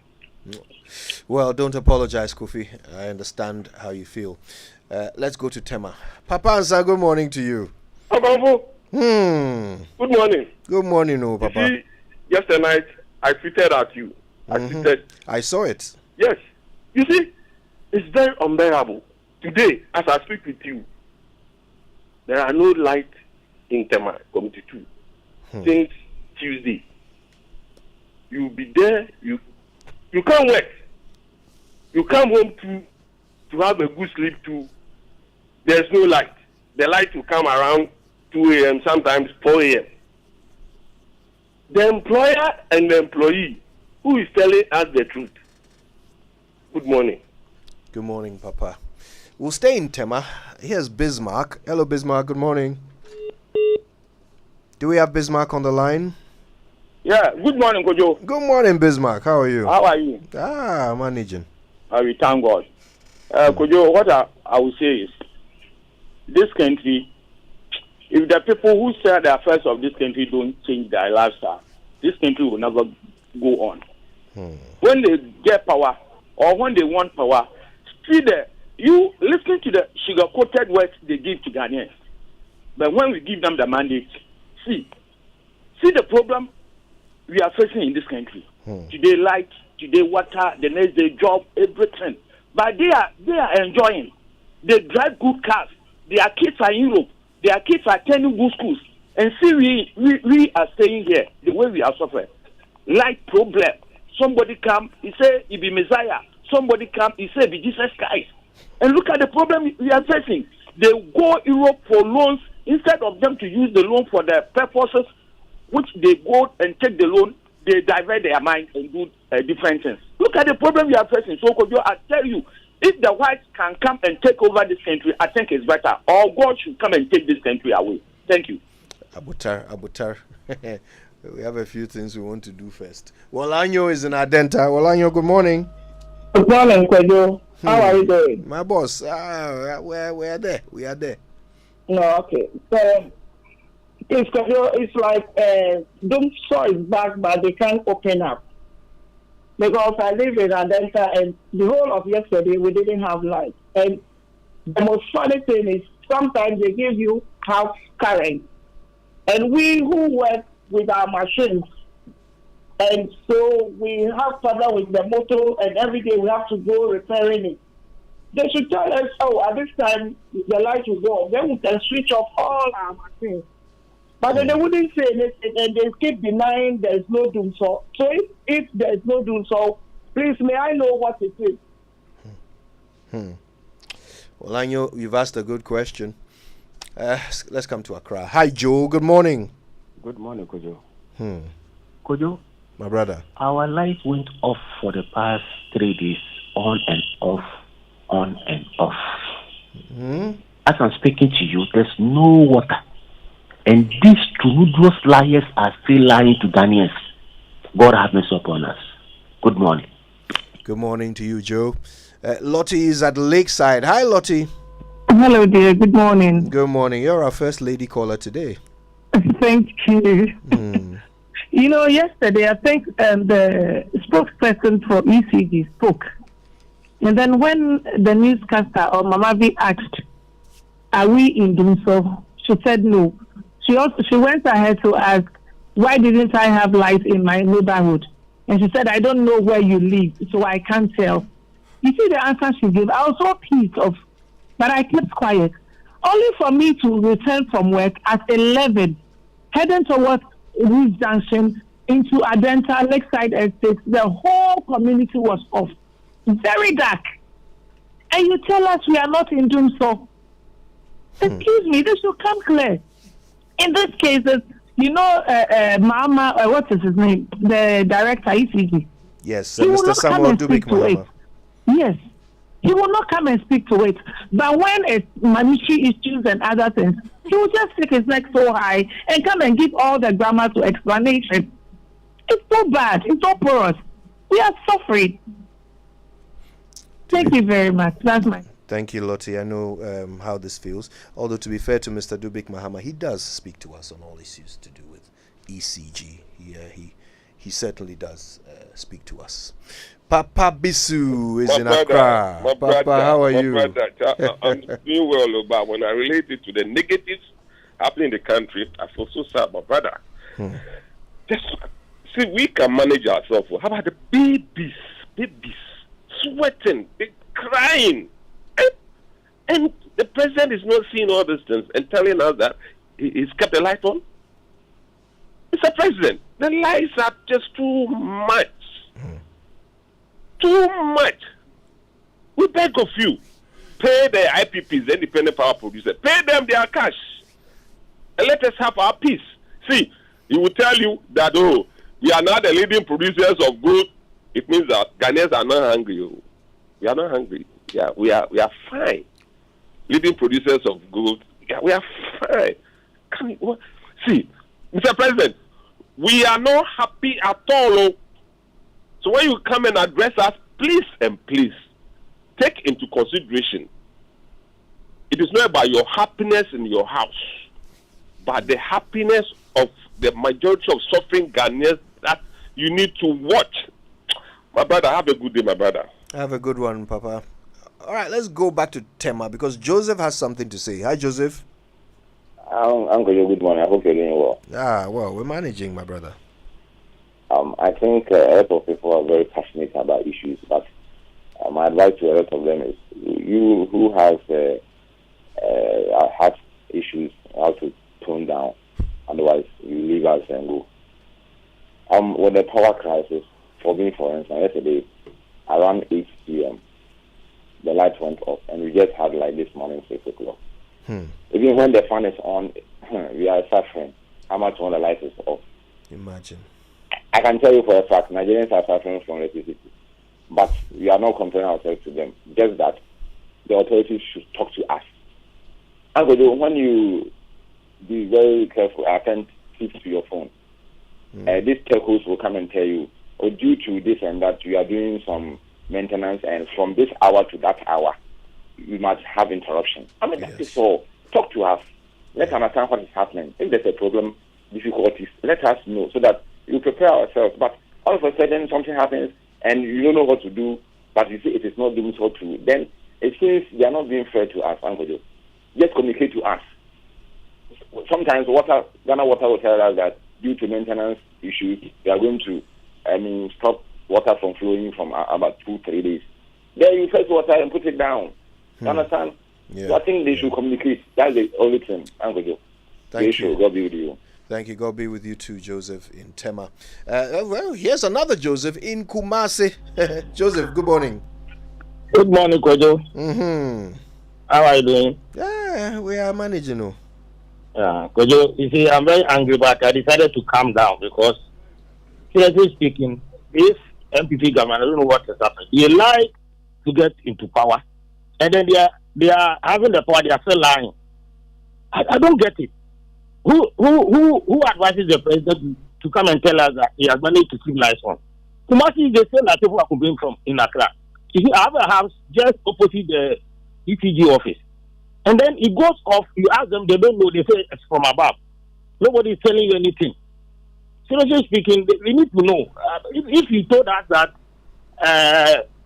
people were mismanaging the company because lights were not on, and then you have come and you are not able to do it, at least be sincere and tell us that, okay, we have a problem. And then you give us a schedule so that we can all plan.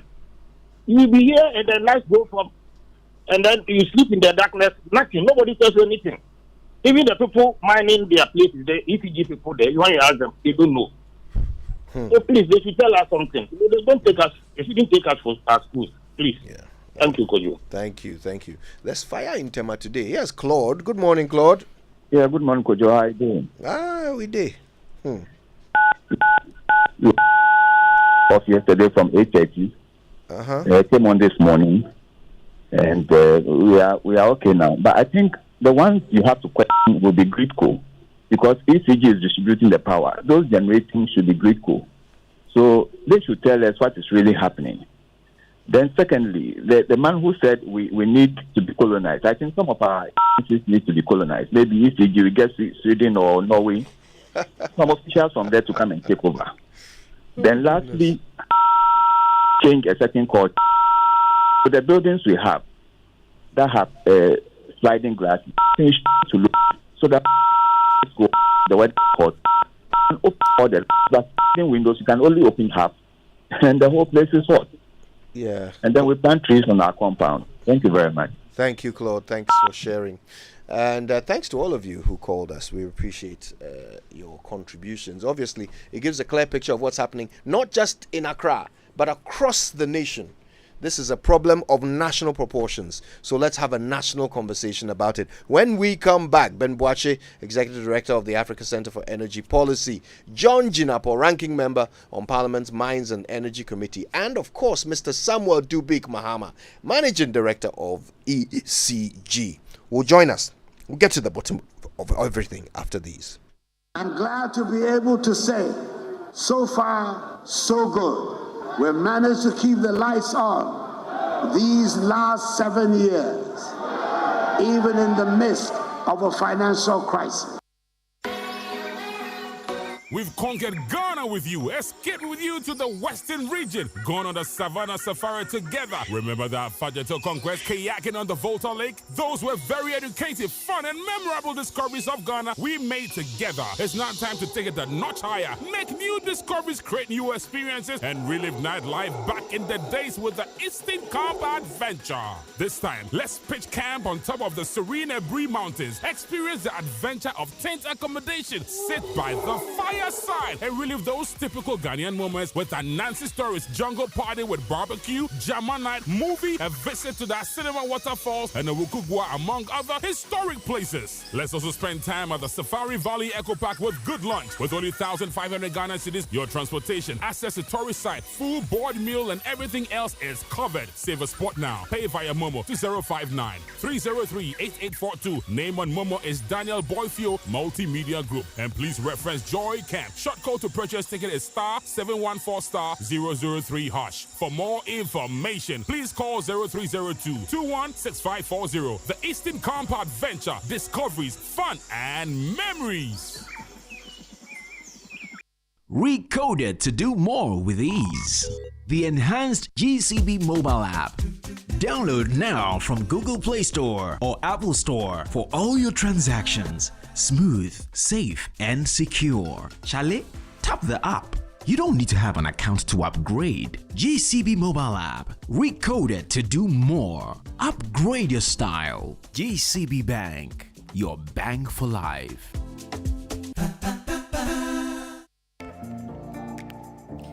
Dive into a new era of news consumption with myjoyonline.com, your go-to destination for cutting-edge journalism, giving you the most credible stories from business to politics and from sports to entertainment. Myjoyonline.com introduces an upgraded news website meticulously designed to empower you with an enriched browsing experience like never before. Experience the future of news browsing with myjoyonline.com. National Health Insurance.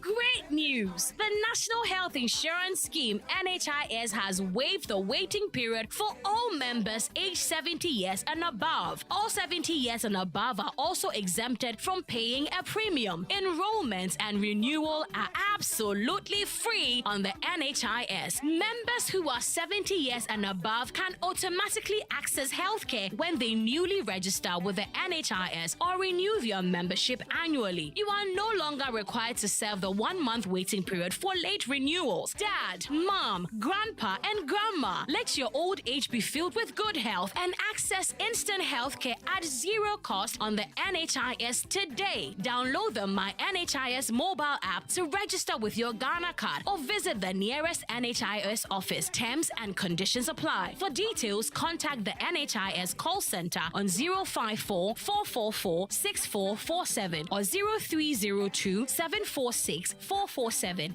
NHIS, your access to quality healthcare. This message is brought to you by the United States Agency for International Development, USAID.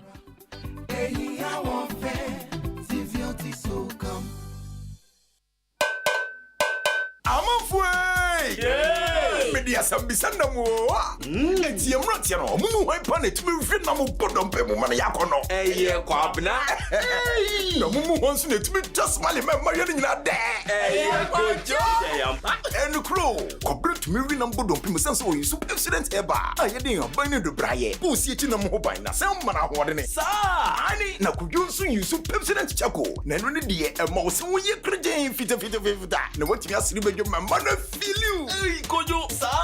Yeah. Pepsodent Heba and a Pepsodent Charcoal. Afedie. You're gonna natural. FDIJ Trading Katuyatu.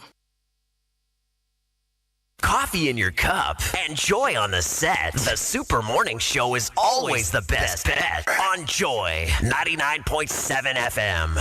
Coffee in your cup and joy on the set. The Super Morning Show is always the best bet on Joy 99.7 FM. Welcome back. It's the Super Morning Show on Joy. And listen, let's get to it. This conversation is of national importance. The lights keep going off and we keep hearing different stories. But listen, what's going on? Benjamin Boache joins us. He's the Executive Director at the Africa Center for Energy Policy. That's ACEP to you and I. John Jinapo is also on the line. He's a ranking member in Parliament's Mines and Energy Committee. Gentlemen, good morning to you both, and thanks for your time with us. Good morning, Kojo. And thanks for having us. Good morning, Honorable. All right. If it's all right, I would like to start with you, Ben. Look, load is being shed. Am I right or wrong? No, you're perfectly right. Load is being shed, particularly during the peak hours. There are some significant loads that are shed. So what's the difficulty here? Why do we keep hearing conflicting stories, and why is it so hard for us to get organized about this since we are all affected? And I think it's the challenge you have. I have the same. The light to go off is visible. It's not, an invisible event. So people will see their light off. And so to struggle to say that the light has gone off and this is the exact reason why it's gone off. We have Ghanaians working in those institutions. You may want to cover up, you may want to douse, the truth, but it will eventually come out. We live with them. They are brothers, they are our sisters in this space. So I don't see why, when the truth is there, we try to manage the truth. Let me give you some statistics. Just this month, on the 2nd of February, the total shortfall was about 530 megawatts. So we cut exports and reduced it to 180. 14th of February, we had 390 shortfall. We cut export and reduced it to 190. On 16th of February, we had 360 megawatt shortfall, and we shed 110. On 19th, it was 570 megawatts, and we shed 360 megawatts. 20th, we were supposed to shed 600. We cut export and did 450 megawatts. 21st, we were supposed to do 430. We cut export and did 280. On 22nd, we were supposed to shed 630 megawatts. We cut export and we did 480 megawatts. 26th, which was just a Monday, we were supposed to do 270. We cut export and we did about 120 megawatt load shed. 27th, we were supposed to do 480. We did 330. Yesterday was supposed to be around 530. We did 380 megawatts. So this is not an event. It's been recurrent. It's been going on. And we just need to know, public need to know what is going to happen to them in the evening, plan their lives, and be able to adjust. I think that is all there is at this point. When you clearly know that you don't have enough fuel, some of the plants are down. TICO has been down for some time now. You should know, working with engineers, when the timelines look like for them to come back on stream. You know that you don't have fuel, liquid fuel, to be able to bring on some of the other generators like AXA, who are sitting there and actually taking revenues. So tell us what the timelines look like. Let people plan their lives. Okay. I think that's all there is. Now, Benjamin Butcher, you've talked about the fact that we have these shortfalls. We also do know that we have excess capacity. In fact, we've talked about the reserves in times past. But you've made another point that we don't have fuel. Is this a money problem? It's money. Because if you go and buy fuel, you need money to be able to do that. And beyond money, also, there's a management crisis in the sector. And that's why people are happy to explain the problem and not how we manage the energy sector, the power sector, as a system. Because if you have a system, you have generation, transmission, and distribution, you always have to make sure that all of them are working right. And if one is not working, the system collapses. The system doesn't send the power to the consumer. You need all of them to be working at the same time. And how do you manage all of these things to make sure that you can have fuel available, you can have generation available, you can have the transmission working right, and then you can have the distribution also working right? We haven't been able to figure it out. And that has been the challenge for all of us. I mean, if you take the generation, for example, we have been complaining about excess capacity for all these years. And you are told we don't have enough generating capacity to be able to serve our needs. Where is the effort? All right. Sometimes you hear the transmission has gone down because we do know what the problem is. If GRICO is not investing to retool their systems, they are not investing to expand. Because new houses are being built, new businesses are coming up, the demand is going up, and you always have to keep up your investment to be able to, sustain the grid. If that investment is not happening, you always have challenges, and the trips will keep happening. All right, and they don't get the money to be able to sustain investment in the grid. Now we are also seeing that they are cutting exports, which is actually sustaining the state institutions. If they are not exporting, then they don't have money because ECG doesn't pay them. So it is the export revenue that they use to pay salaries and survive. And now that export revenue is not there because there's shortfall and they have to cut exports and meet domestic demand. So they don't have money. The cash flow is impacted. And that would affect GRICO and VRA even worse because they're not going to get the revenue they need to be able to be as functional as we need them to be. And that is a big problem. And they come to the collection on the ECG side, it is still terrible. They are not collecting enough. What they collect, they don't account properly. We're supposed to have cash waterfall mechanism that brings everything to the table for us to know how much has been collected. And then a formula is produced for us to share at least whatever comes in for everybody to benefit. They don't do it. Yeah. Right? They're not paying them. So then the problem persists. And that is what has brought us where we are today. Yeah. Right. John Jinapo is also on the line. Mr. Jinapo, some aspects of this thing are a bit confusing. I mean, as a country, we're told we have excess capacity, and then suddenly we were unable to produce enough, and we are exporting electricity, but we're cutting power within our borders. How are we so inconsistent in the delivery of power? Well, so that should tell you that this whole narrative about so much excess capacity, we ought to be careful with that, especially when some of your plants are very, very old. So like Ben said, Tico, Tapco, barely are stable. And the two plants, you're talking of close to like 600 megawatts. That's a huge quantum of power when you lose that. Secondly, is the issue of fuel, and that fuel is financial. If government can mobilize some money urgently and buy some heavy fuel oil, KTPP and AXA can run, and that will lessen the burden. So it's a technical issue, it's also a financial issue, and a managerial issue. Why government decided to relocate Ameri to Kumasi at this point beats my imagination. Because if Ameri was available, being a modular plant, it means that even with limited gas, you can fire some of the plants. But I'm very, very worried about a new development. The foreign market is a lucrative market for Ghana and VRA in particular. We export power to Togo, to Burkina, and to Cote d'Ivoire.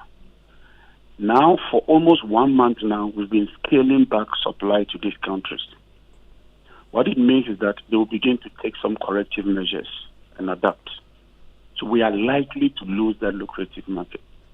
And don't forget, we took a huge facility from Agence France Développement to upgrade our transmission line from 161 to 330 kVA in order to export power. And repayment of that huge facility is contingent on power that we export. We are gradually losing that market. And that's a very competitive market. And I'm very, very worried about that. The third one has to do with communication. It's not as if you're having intermittent power supply challenges. For about a month now, 2nd February to date, the power has been very erratic. They've been shedding load. And in this modern era, you can't keep such information to yourself forever. So I think that the managers of the system should be honest, should be candid, tell Ghanaians the challenge, show Ghanaians how they intend dealing with the challenge, and allow people to plan their lives. This is not a political issue. I don't even want us to politicize it. People need to plan their lives. If I wouldn't have electricity this evening, I can probably do my ironing and cooking this afternoon. So that in the evening I can adjust. But this self-denial and insisting that there's no load shedding, when you can see visibly, or once you shed above 200, 300, it becomes so visible. You can no longer deceive the people. And we get the reports every day from the systems control room. So I think that the managers of the power sector should be candid. They should open up, and let's all see how we can resolve this situation going forward. I think that is the best way forward. Let me ask about the contradiction between the account of PURC and ECG. PURC suggests that there's a fuel issue. We're not getting the fuel to power these generators. But Mr. Dubik Mahama says, no, there are some cabling problems that are being resolved. Where? Cabling problems where? Is this cabling problems where? I'm not certain of the locations. I mean, cabling problems do not lead to a deficit in generation. We're talking of a generation deficit, not a transmission or distribution challenge. ECG might have their own cabling problem at the distribution end. That's the function of Mr. Dubik. His job is not to generate, and I'll plead with him not to descend into that current. There's a generation deficit. Let's deal with that first. If you don't have enough generation, you cannot even talk about distribution. So let's address the current deficit in generation. Is it a fuel challenge? Is it a technical challenge? Is it a gas challenge? A heavy fuel challenge? Or is it because we owe some people we are not able to pay and so they are not supplying the fuel? Okay. Let's address that first. So please, Mr. Dubik, don't do that. It's a serious matter. We're talking of a technical matter. It's not an opinion. If the fuel is not available, it is not available. How can we find regular supply of fuel for the plants to ensure that there's sustainable power? But more importantly, like I'm saying, how can we quickly restore supply to these neighboring countries where we earn hard foreign exchange? It's an important lucrative market that we dare not lose. If we lose that market, it means the power supply here will have to be very, very expensive. I mean, Mr. Jinapo, you've talked about having, a technical problem and a fuel problem, which you say is financial. What's the difficulty here? I mean, why is it, as a ranking member, why is it difficult for us to buy fuel and power these plants? First of all, if ECG sells power and they lose about 30%, from day one, there's a huge deficit. That's a fact. And if you ask Ben, he's been in this sector for a while, he can confirm to you that the losses are rising. And if you don't deal with the losses, with the managerial stroke technical issue that we're all talking about, the ATCC is rising. Hello? Yes, we're listening. Yes. Yeah, that is one. Two, is even equitable distribution of the revenues from the cash water fund mechanism. They are not adhering to the cash water fund mechanism. So it's creating unnecessary bottlenecks. And once you have these bottlenecks, there's inconsistency, you don't have certainty, you don't have predictability, and so you are unable to plan. And I think that is the immediate thing we should be looking at. There are long-term issues. Like when we're doing light crude oil, we decided that we should do gas. And so today, gas has reduced the cost of generation. But there are issues that we can tackle immediately. Let's deal with those ones. Restore the cash water fund mechanism, ensure that there's equitable distribution. Where there's a shortfall, the government must step in. That is why we have government. Okay. Electricity is not necessarily a profit-making venture. It has a social component. So that at least we can have reliable supply of power. So for me, that is where all of us ought to be looking at. Great. So that we can reduce the losses to the barest minimum and ensure that there is fairness and there is equity. At least that will keep the cash flow moving. And then finally, the energy sector levies ought to be used for their intended purpose. I've been reading the reports, and the previous minister kept borrowing from that fund and using it for non-energy sector related expenditure. That is not good enough. And we've brought this to the attention of the IMF. It's been captured in the Extended Credit Facility Agreement. I hope that that will be restructured so that the energy sector can have some breather whilst avoiding further losses. Okay. Before I bring Ben Boache in, Mr. Jinapo, you talked about the relocating of Ameri and why it's not suitable this time. What's wrong with that? Because if Ameri was available, today you would deal with the deficit. There were two options. Either you upgrade the transmission network and keep Ameri where it is, or you embed it in Kumasi. So I thought that even if they were doing that, it should have been done in phases. There are about 6 units, so you could move 2 and keep 4 and continue to run the 4. But they've brought all the 6 down. They've brought all the 6 down and doing some movements here and there. Unlike Tico, where when you lose just 1 unit, you lose 150 megawatts. Ameri, I think Ameri is about 10 units. If you can correct me. Yeah, they're 10 units. Yes, it's 10 units. They're 10 units. So if you lose 1 unit, you're losing just 25. Which means that other units can run. Even when the gas level is low, you can scale back and run some few. In this business where you have a deficit, what you do is to try and close the deficit as much as you can. But when you bring all the units down, today you're having a major challenge. Tico is down. And the downside is that there may even be stranded gas. Because some gas may be available and you don't even have a plan to offtake it. So you'll be paying capacity charge for the thermal plant and also paying capacity charge for the gas plant. So it takes a lot of thinking, a lot of planning, modeling and scheduling, and looking at all the scenarios before you decide to do the things they are doing. That is my opinion, though. But let others also express their opinion. So let me bring in Ben Boache. Before you talk about that, Ben Boache, we know over the past year we've seen increases in electricity tariffs, for instance. We're talking about collection now. All of these, and we're talking about losses. These losses are also used as part of calculating how much we have to pay, for instance, and the tariffs, for instance. So why should there be a problem? Even though we have a lot of losses, why shouldn't ECG be able to collect enough? Are we not paying enough for them to be able to fund all the operations?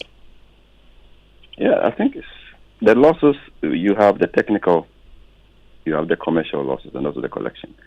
So it's grown, to about 30% from around 23% when we wanted to privatize the collection or the distribution end of the value chain. So what that means is that when you give ECG about $1 million of power, about 300,000 cannot be accounted for, which is quite staggering. And beyond that also, when they are able to bill for the 70%, they can't also collect all the money. Some will be in debt, and they will not be able to collect those revenues. And that also compounds the whole situation. And then when they have collected also, they just focus more on themselves rather than making sure that everybody else in the value chain at least get a fair share of what has been collected for the system to be sustainable. Because if you distribute, somebody has to generate and somebody has to... Hold on 1 minute there. Let me just get a clarification here. So ECG, as part of the cash waterfall mechanism, would collect and share with others based on a sharing mechanism. You're saying when they collect, they focus on themselves and do not share with the others? So that is one of the big problems that we have at this point. Because they are the ones who see the money. Greco will not see money. VRA and the other IPPs will not see money. It's ECG that collects the money. They interface with the consumer. All right. So when they have taken power from the generators through the transmission system, they collect the money and they decide to focus more on themselves before they take care of others. And that's why we brought in the cash waterfall mechanism to at least address that problem, so that whatever comes into the port is shared for the transmitters, the generators, to at least get a fair share of the revenue and be able to continue producing whilst we address the other inefficiencies and challenges that we do have in the sector. So that is one huge problem that we do have. On the generation side, I think I want to talk a bit more on that briefly. Okay. Remember when this Ameri issue came up and we told government that the optimal decision was to keep Ameri where it is and improve the transmission infrastructure. Because even when you send the power plant to Kumasi and the transmission system is not functional or is not working, you wouldn't have any use for it.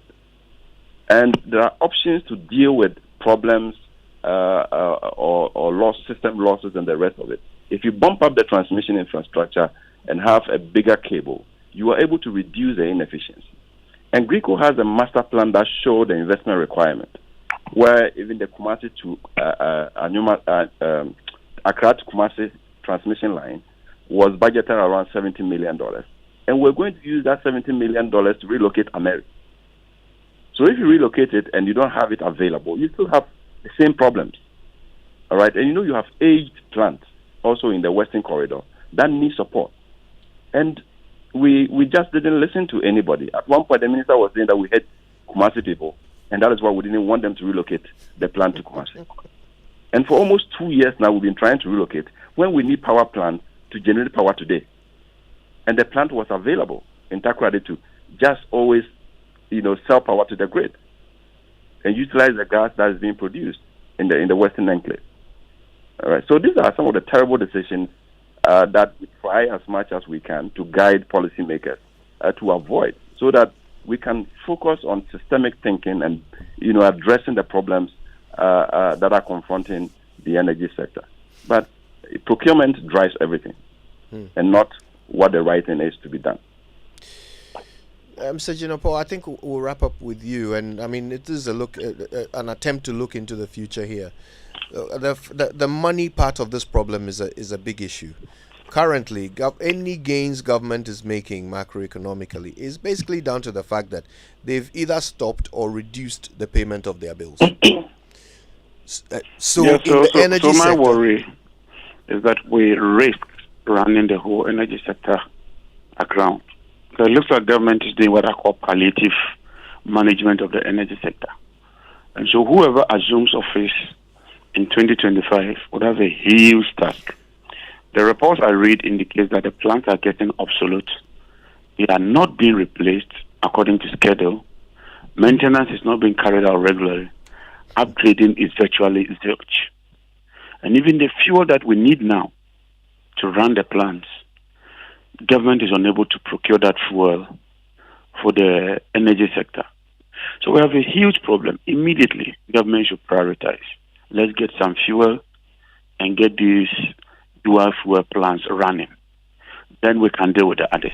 At least, as for buying fuel, it's money. You don't need any other thing. Let government look for some money, prioritize, cut back expenditure on some areas, and let's get some power for the economy to run. Other than that, eventually, the economy can go into a recession, and the consequence can be very, very dire. And then finally, look, when we have challenges, every government, not just this government, let's be candid to the people of Ghana. Let's tell them we have this challenge, we are dealing with it, and let's inform them to plan their lives. It's not rocket science. Living in self-denial is not the solution. And I think that you, the media, you are doing a good job for bringing this up. Let's take it up and get them to speak to it. Thank you. Thank you so much. Thanks to Mr. John Jinapo, Ranking Member on Parliament's Mines and Energy Committee, and of course Benjamin Boachi, Executive Director at Africa Center for Energy Policy, ACEP. Thanks to both of you. All right, some messages from our partners, after which there will be more on the Super Morning Show. Hello, 80 customers. May I have your attention, please? Ready for the good news? Yes, this is really exciting news from your favorite network, 80. 80 is giving you, their cherished customer, a whopping 200% airtime bonus every time you buy airtime via credit transfer or 80 money. You can use this bonus to talk from Krenkren to Krankrai for up to 72 hours. Do you also know the interesting fact? You can ask your agent to do direct data bundles such as Sikakoko, Big Time, and Fuse bundles for you. So, the next time you need to top up whether airtime or direct internet bundle, just find the nearest 80 agent and request for credit transfer, or dial *110# to buy directly from your 80 money wallet. Don't miss your 200% bonus. Top up now. Spread the concern. 80. Life is simple. Dude, what are you watching? It's holidays. Must I teach you everything? The OMG moments from documentaries and reality shows are still available for pay. The drama on the amazing local shows is off the hook, so the whole family can still enjoy. Don't get me started on the Premier League, UEFA Europa League, Serie A, FA Cup, and the WWE action for me and you. There's even fun learning stuff to keep the kids entertained. To the living room. This Easter, the joy never stops, so stay connected to entertainment anywhere with GoTV Stream or enjoy it at home. GoTV. Love it. Dive into a new era of news consumption with myjoyonline.com, your go-to destination for cutting-edge journalism, giving you the most credible stories from business to politics and from sports to entertainment. Myjoyonline.com introduces an upgraded news website meticulously designed to empower you with an enriched browsing experience like never before. Experience the future of news browsing with myjoyonline.com.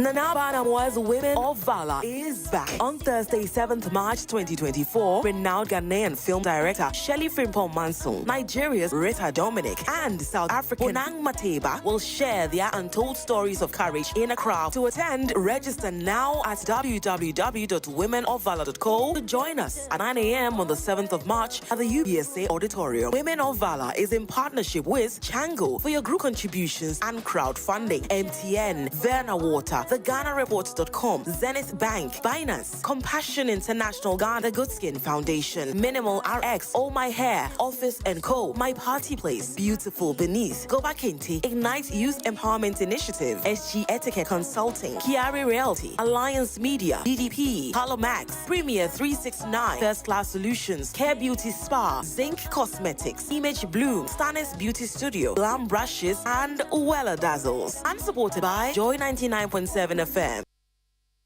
Go GoTV is stepping up your entertainment from the 15th of January at no extra cost to you. If you are on GoTV Value, upgrade to GoTV Plus to watch GoTV Max. Already on GoTV Plus? Upgrade to GoTV Max to enjoy GoTV Super. And if you are on GoTV Max, upgrade to GoTV Super to enjoy the best of the best on GoTV Super Plus. Don't wait. Step up your entertainment today. It's on us. GoTV. Love it. T's and C's apply.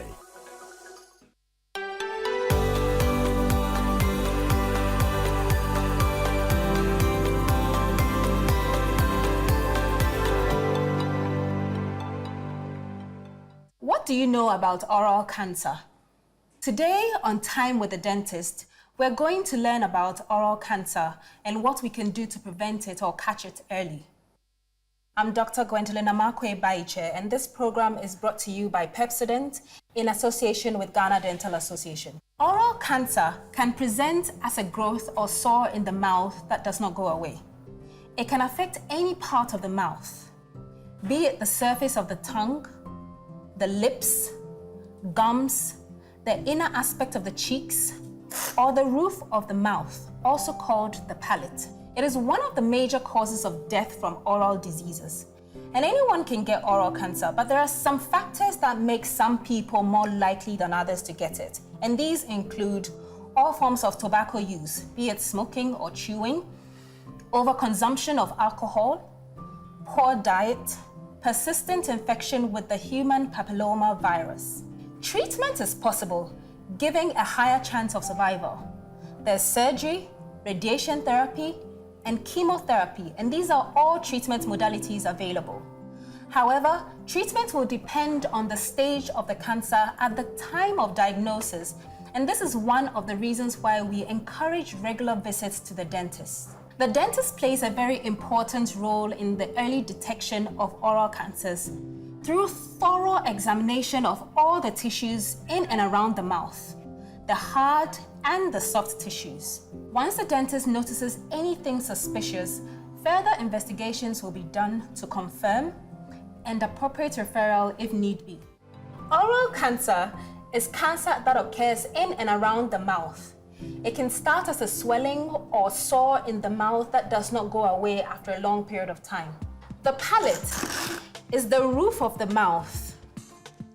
The hard palate is the front aspect, and behind it is the soft palate. If oral cancer is diagnosed early, a complete cure is often possible, so don't wait until it's too late.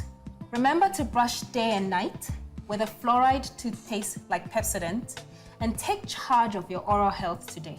This campaign is proudly brought to you by Pepsodent in partnership with Ghana Dental Association.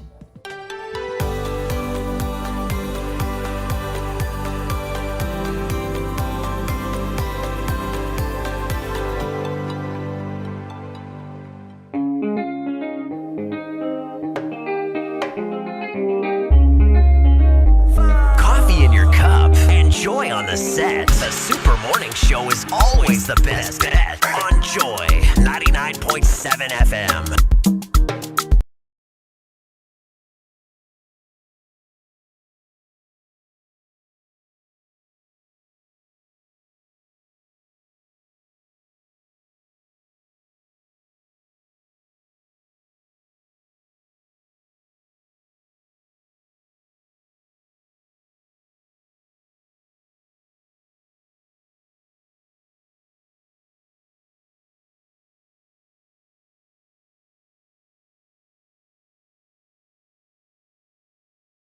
The meat of a conversation I had with the Attorney General yesterday. President said the evidence is there that the Attorney General, in defending the state against judgment debt cases, has saved us some over 10 trillion Ghana cedis. Of course, people met this comment with incredulity, and the president said the evidence is there. So I went looking for the evidence, sat down with the Attorney General, and he talked me through some very interesting details of some of the cases he's been defending the state against. He says that the 10 trillion is an understatement, that it is closer to 14 trillion. You'll hear him say that and more in just a moment. But first, don't forget that Joy News, in collaboration with an amalgam of professional bodies, is organizing a public lecture on the topic, Has the Fourth Republic Delivered? Faith leaders and good governors. The speakers include Abe Kusego, Susan Edua Mankwa, and the main speaker is Theodore Albright. The moderator for this event is Philip Osebunsu, Obi, and of course it's on the 5th of March 2024 at 6:30 p.m. at the British Council, and admission is absolutely free. Call 0244-220-427 for more information. This event is powered by Joy News. Joy News is independent, fearless, and credible. And on Thursday, 7th March 2024, Women of Valor is back. Renowned Ghanaian film director Shirley Frimpong Manso, and Nigeria's Rita Dominic, and South Africa's Bonang Mathiba. Kojo, is she the one who did the young, rich, famous African whatever? I believe so. Bonang, yes. Bonang Mathiba, yes. And they will share their untold stories of courage in Accra.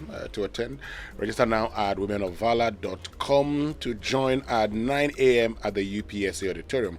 Why is Raymond surprised that I watched that one? Well, Women of Valor is in partnership with a lot of institutions and groups and supported by Joy 99.7 FM. Now, Champion Carbolic Soap. Winston, you would remember this one. Yeah, I mean, the younger people will later on come to know it as Guardian Soap. Yes. Champion Carbolic Soap. Champion Carbolic Soap. It's now 4 Ghana cedis for one bar. For just 4 Ghana cedi. But it would deliver the very best of the standards. This is Unilever Ghana's Champion Carbolic Soap. It has always been your skin's guardian against germs that causes most skin diseases. No need to wait. Grab your Champion Carbolic Soap now at only 4 Ghana cedi. It's widely available at all major retail shops and local convenience stores very much near you. Champion Carbolic Soap. Guardian. Tantana. Okay, well, don't forget to go to kingdomstoreonline.com. Do a bit of shopping, grab yourself some quality office essentials, equipment, furniture, and stationery. And you can pay via Momo across all networks and get free delivery if you are in Accra or Tema. Terms and conditions do apply. At Kingdom, quality and affordability are their hallmarks. Now, in commemoration of International Women's Day on the 8th of March, the National Women's Summit celebrates and honors the strength and resilience and achievements of women everywhere. Join us for panel discussions, master classes with top female business executives and leaders on the global theme Inspire Inclusion. You can also explore the world of women by being a part of our All Women Expo featuring the world of taste, fashion and beauty, health and wellness, business and finance, electronics and tech, home and kitchen, decor, travel and leisure, and many more exciting activities and attractions. Are you a vendor and want to participate in the All Women Expo? Call 055-6959-115 or visit the National Women's Summit GH on all socials for information. The National Women's Summit and Expo is happening at the Accra International Conference Center on the 8th of March from 9 a.m. to 8 p.m. Come in person or join live on Joy FM and Chatterhouse Live on YouTube and Instagram. Admission is absolutely free and is brought to you by Geisha with support from Joy FM Enterprise Life, MTN, Fritol, EcoBank, and powered by Chatterhouse. Raymond, so I know that between the 16th and 17th of March, we're going to the Eastern region. Tell us more about it. Yes. It's a very wonderful time to do that. You were part of the Afajato Conquest, right? The kayaking also happened on the Volta Lake, the Western Escape, the Savannah Safari also happened in times past. All of these things you've been through it, but this is the biggest thing. This is the biggest yet to come your way because you're taking it a notch higher and making new discoveries, create new experiences, and relive nightlife back in the day with the Eastern Camp Adventure. This time, we will pitch camp somewhere serene on the Ebri Mountain. Experience the adventure of tent accommodation, one-on-one tent accommodation. I don't know. I asked Kojo to share tent with me, but he refused. But brothers could be, brotherly. But my friend, sit by the fireside and tell announcer stories. The Jamanite and the Jungle Party with the Jamano is the original one. Yes, not original the Jamano. No. Not the Jungle Party with BP barbecue, right? Yeah, jungle party. Hey, jungle party. What kind of animals will be barbecued at a jungle party? The ones that will come near the party. I want a gamma lizard. Can you believe that? So nice mint flavor. Oh, I've tasted cobra. Raymond Aqua, stay far away from me. I've tasted cobra at the jungle warfare school. Was the best slang and so. Tasted cobra. Are you sure they didn't just give you some fish? Oh, they showed me the cobra. Oh my goodness. Well, there's a BBQ. It will be late. We will also visit our cinema waterfalls. Winston's favorite place, Awokugwa. Yes. Awokugwa. Lots of stories. Where Winston and Komfo Anoche attended secondary school together. Brilliant. There were no secondary schools at the time. and you would know because you were there. All right. So in the Safari Valley Eco Park, among other historic places, with only 1,500 Ghana cedis, your transportation, access to tourist sites, full board meals, and everything else is covered. Save a spot now. Pay via Momo to 059-303-8842. 059-303-8842. Name on the Momo is Daniel Boyfo Multimedia Group. And please reference Joy Camp or via short code *714*003#. And just follow the prompts, right? For more information, call this number 216-0302 216-540 0302 216-540. The Eastern Camp Adventure. Discoveries, fun, and memories. All right, now don't forget to pick up Unilever Ghana's Champion Carbolic Soap to guard your skin against germs that cause most skin diseases. It's only 4 Ghana cedis. It's widely available at all major retail shops and local convenience stores. Champion Carbolic, Guardian Dadanwa. All right, now listen, as we bow out, we want to leave you with that all-important conversation that I had with the Attorney General yesterday to find out the evidence behind the savings of 10 trillion Ghana cedis from judgment debt. Listen to him. If you remember, when I assumed office, I made a commitment to a nation that the same zeal with which private legal practitioners contest claims against their clients is what I also bring to the office. And so, to go straight to the point, 10 trillion Ghana cedis. Yeah. Now you see this order for Ganache Nasai issued in the High Court of Justice, Commercial Division, Accra. And what is the sum here? 10 trillion 331 billion 841 million 859,411 Ghana cedis and 20 pesos. Let's not forget the pesos. Sure. So what case is this? So that is African Automobile Limited against Ministry of Employment, Manpower Development, and the Attorney General. Someone and of course, sued by the description of the ministry, you would note that clearly it's a ministry of oath, because under the government of President Akufo-Addo, we do not have Ministry of Manpower, Employment, Ministry of Employment and Manpower Development. You have Ministry of Employment. So these are judgment debts that were claimed against the government of Ghana way back, of course. By dint of my role as Attorney General, I've had to defend them. So on the 26th day of April 2021, an order for Ganache Nasai, implying that an amount in the sum 10 trillion 331 billion 841 million Ghana cedis had been ordered to be paid by the government of Ghana.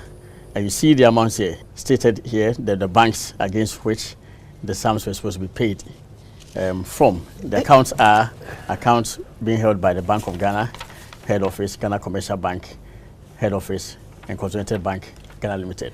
So right after this order was served on us, we were quite alarmed, and I assembled the whole team here. I gave them further directions on it. And this was, as I said, 26 April 2021. So on 31st May 2021, the High Court set aside the ordered that the sum be not paid. Now, so you see, this is the judgment of the High Court. Right. The ruling of the High Court, 31st May 2021. And the concluding parts are most instructive. It says, it is therefore ordered that the Ganache proceedings regarding the applicant's indebtedness should, so in this one, the subsequently pursuant to the challenge that was made by the Attorney General, revised the figure downwards to 3 trillion Ghana cedis.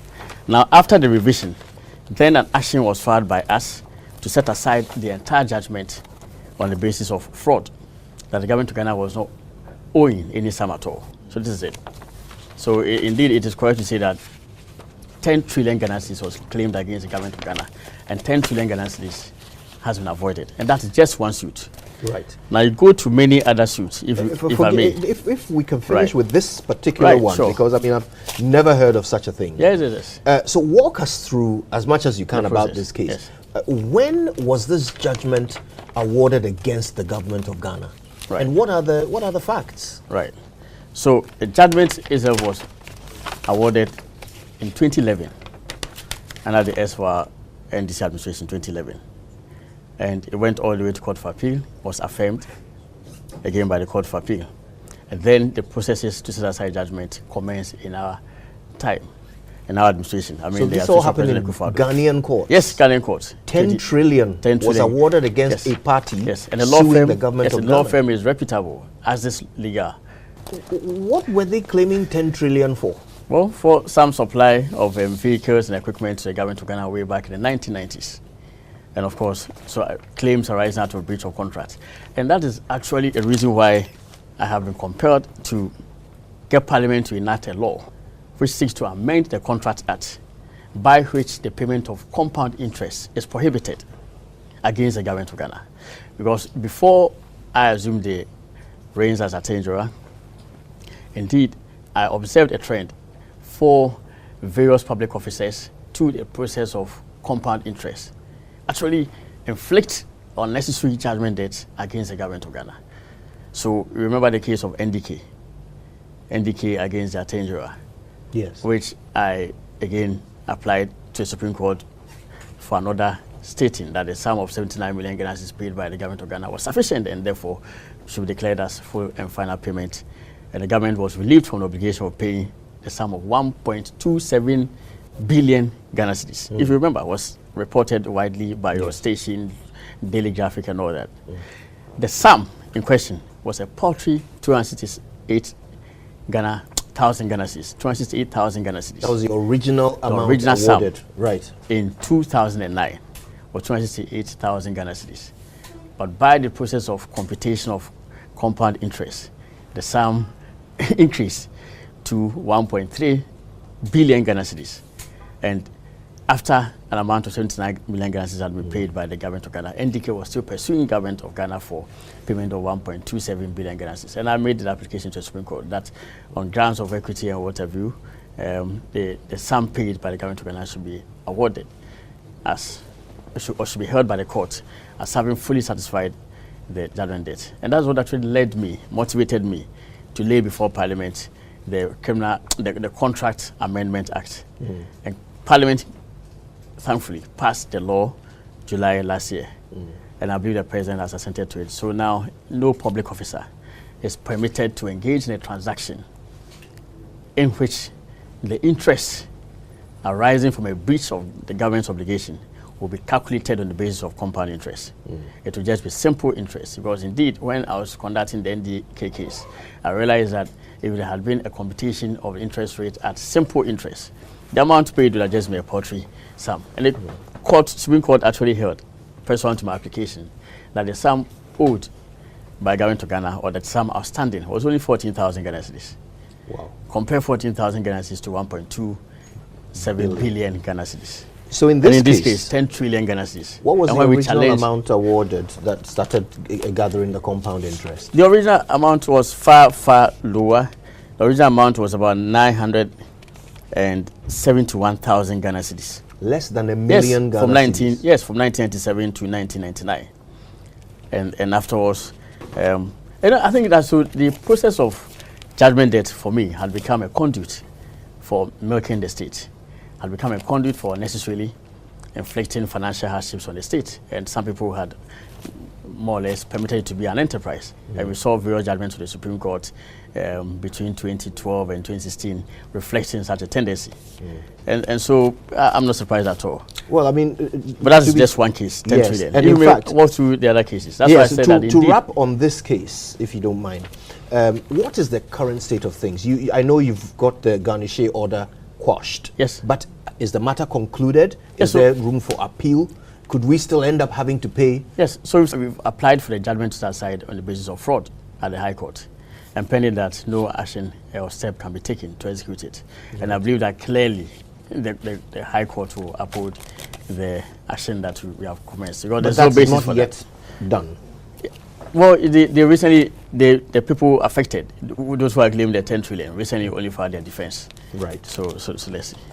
I'm just asking these just to be sure that we've actually saved this money already, or that we will save it at the end of this process. On account of the principles established in the NDK case, clearly, this sum will not be paid. How justifiable is it that the amount which by 1999 was 979,000 Ghana cedis now should balloon to 10 trillion and people should be paid? And I think previously, people were encouraged, motivated to engage in such acts because you find public officers, whether from Ministry of Finance or the Office of Attorney General, even sitting down to negotiate with them and all that, encouraging such negotiations. In my time, with all respect, such practice will never prevail.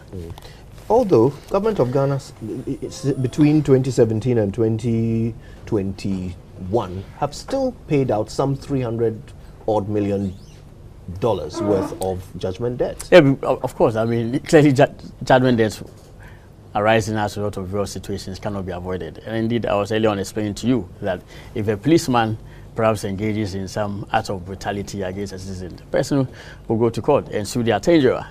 In such an instance, there are many instances where I find on my table courts awarding sums of over 400,000 Ghana cedis and what have you, in cases that you cannot use your legal ingenuity to orchestrate a defeat of the applicant. And I think that indeed, from the perspective of law and fairness, if a person has suffered genuine, has suffered genuinely as a result of officers of states engaging in negligence and on other tortious activities, it will be inequitable for you to say that such a person should not be paid.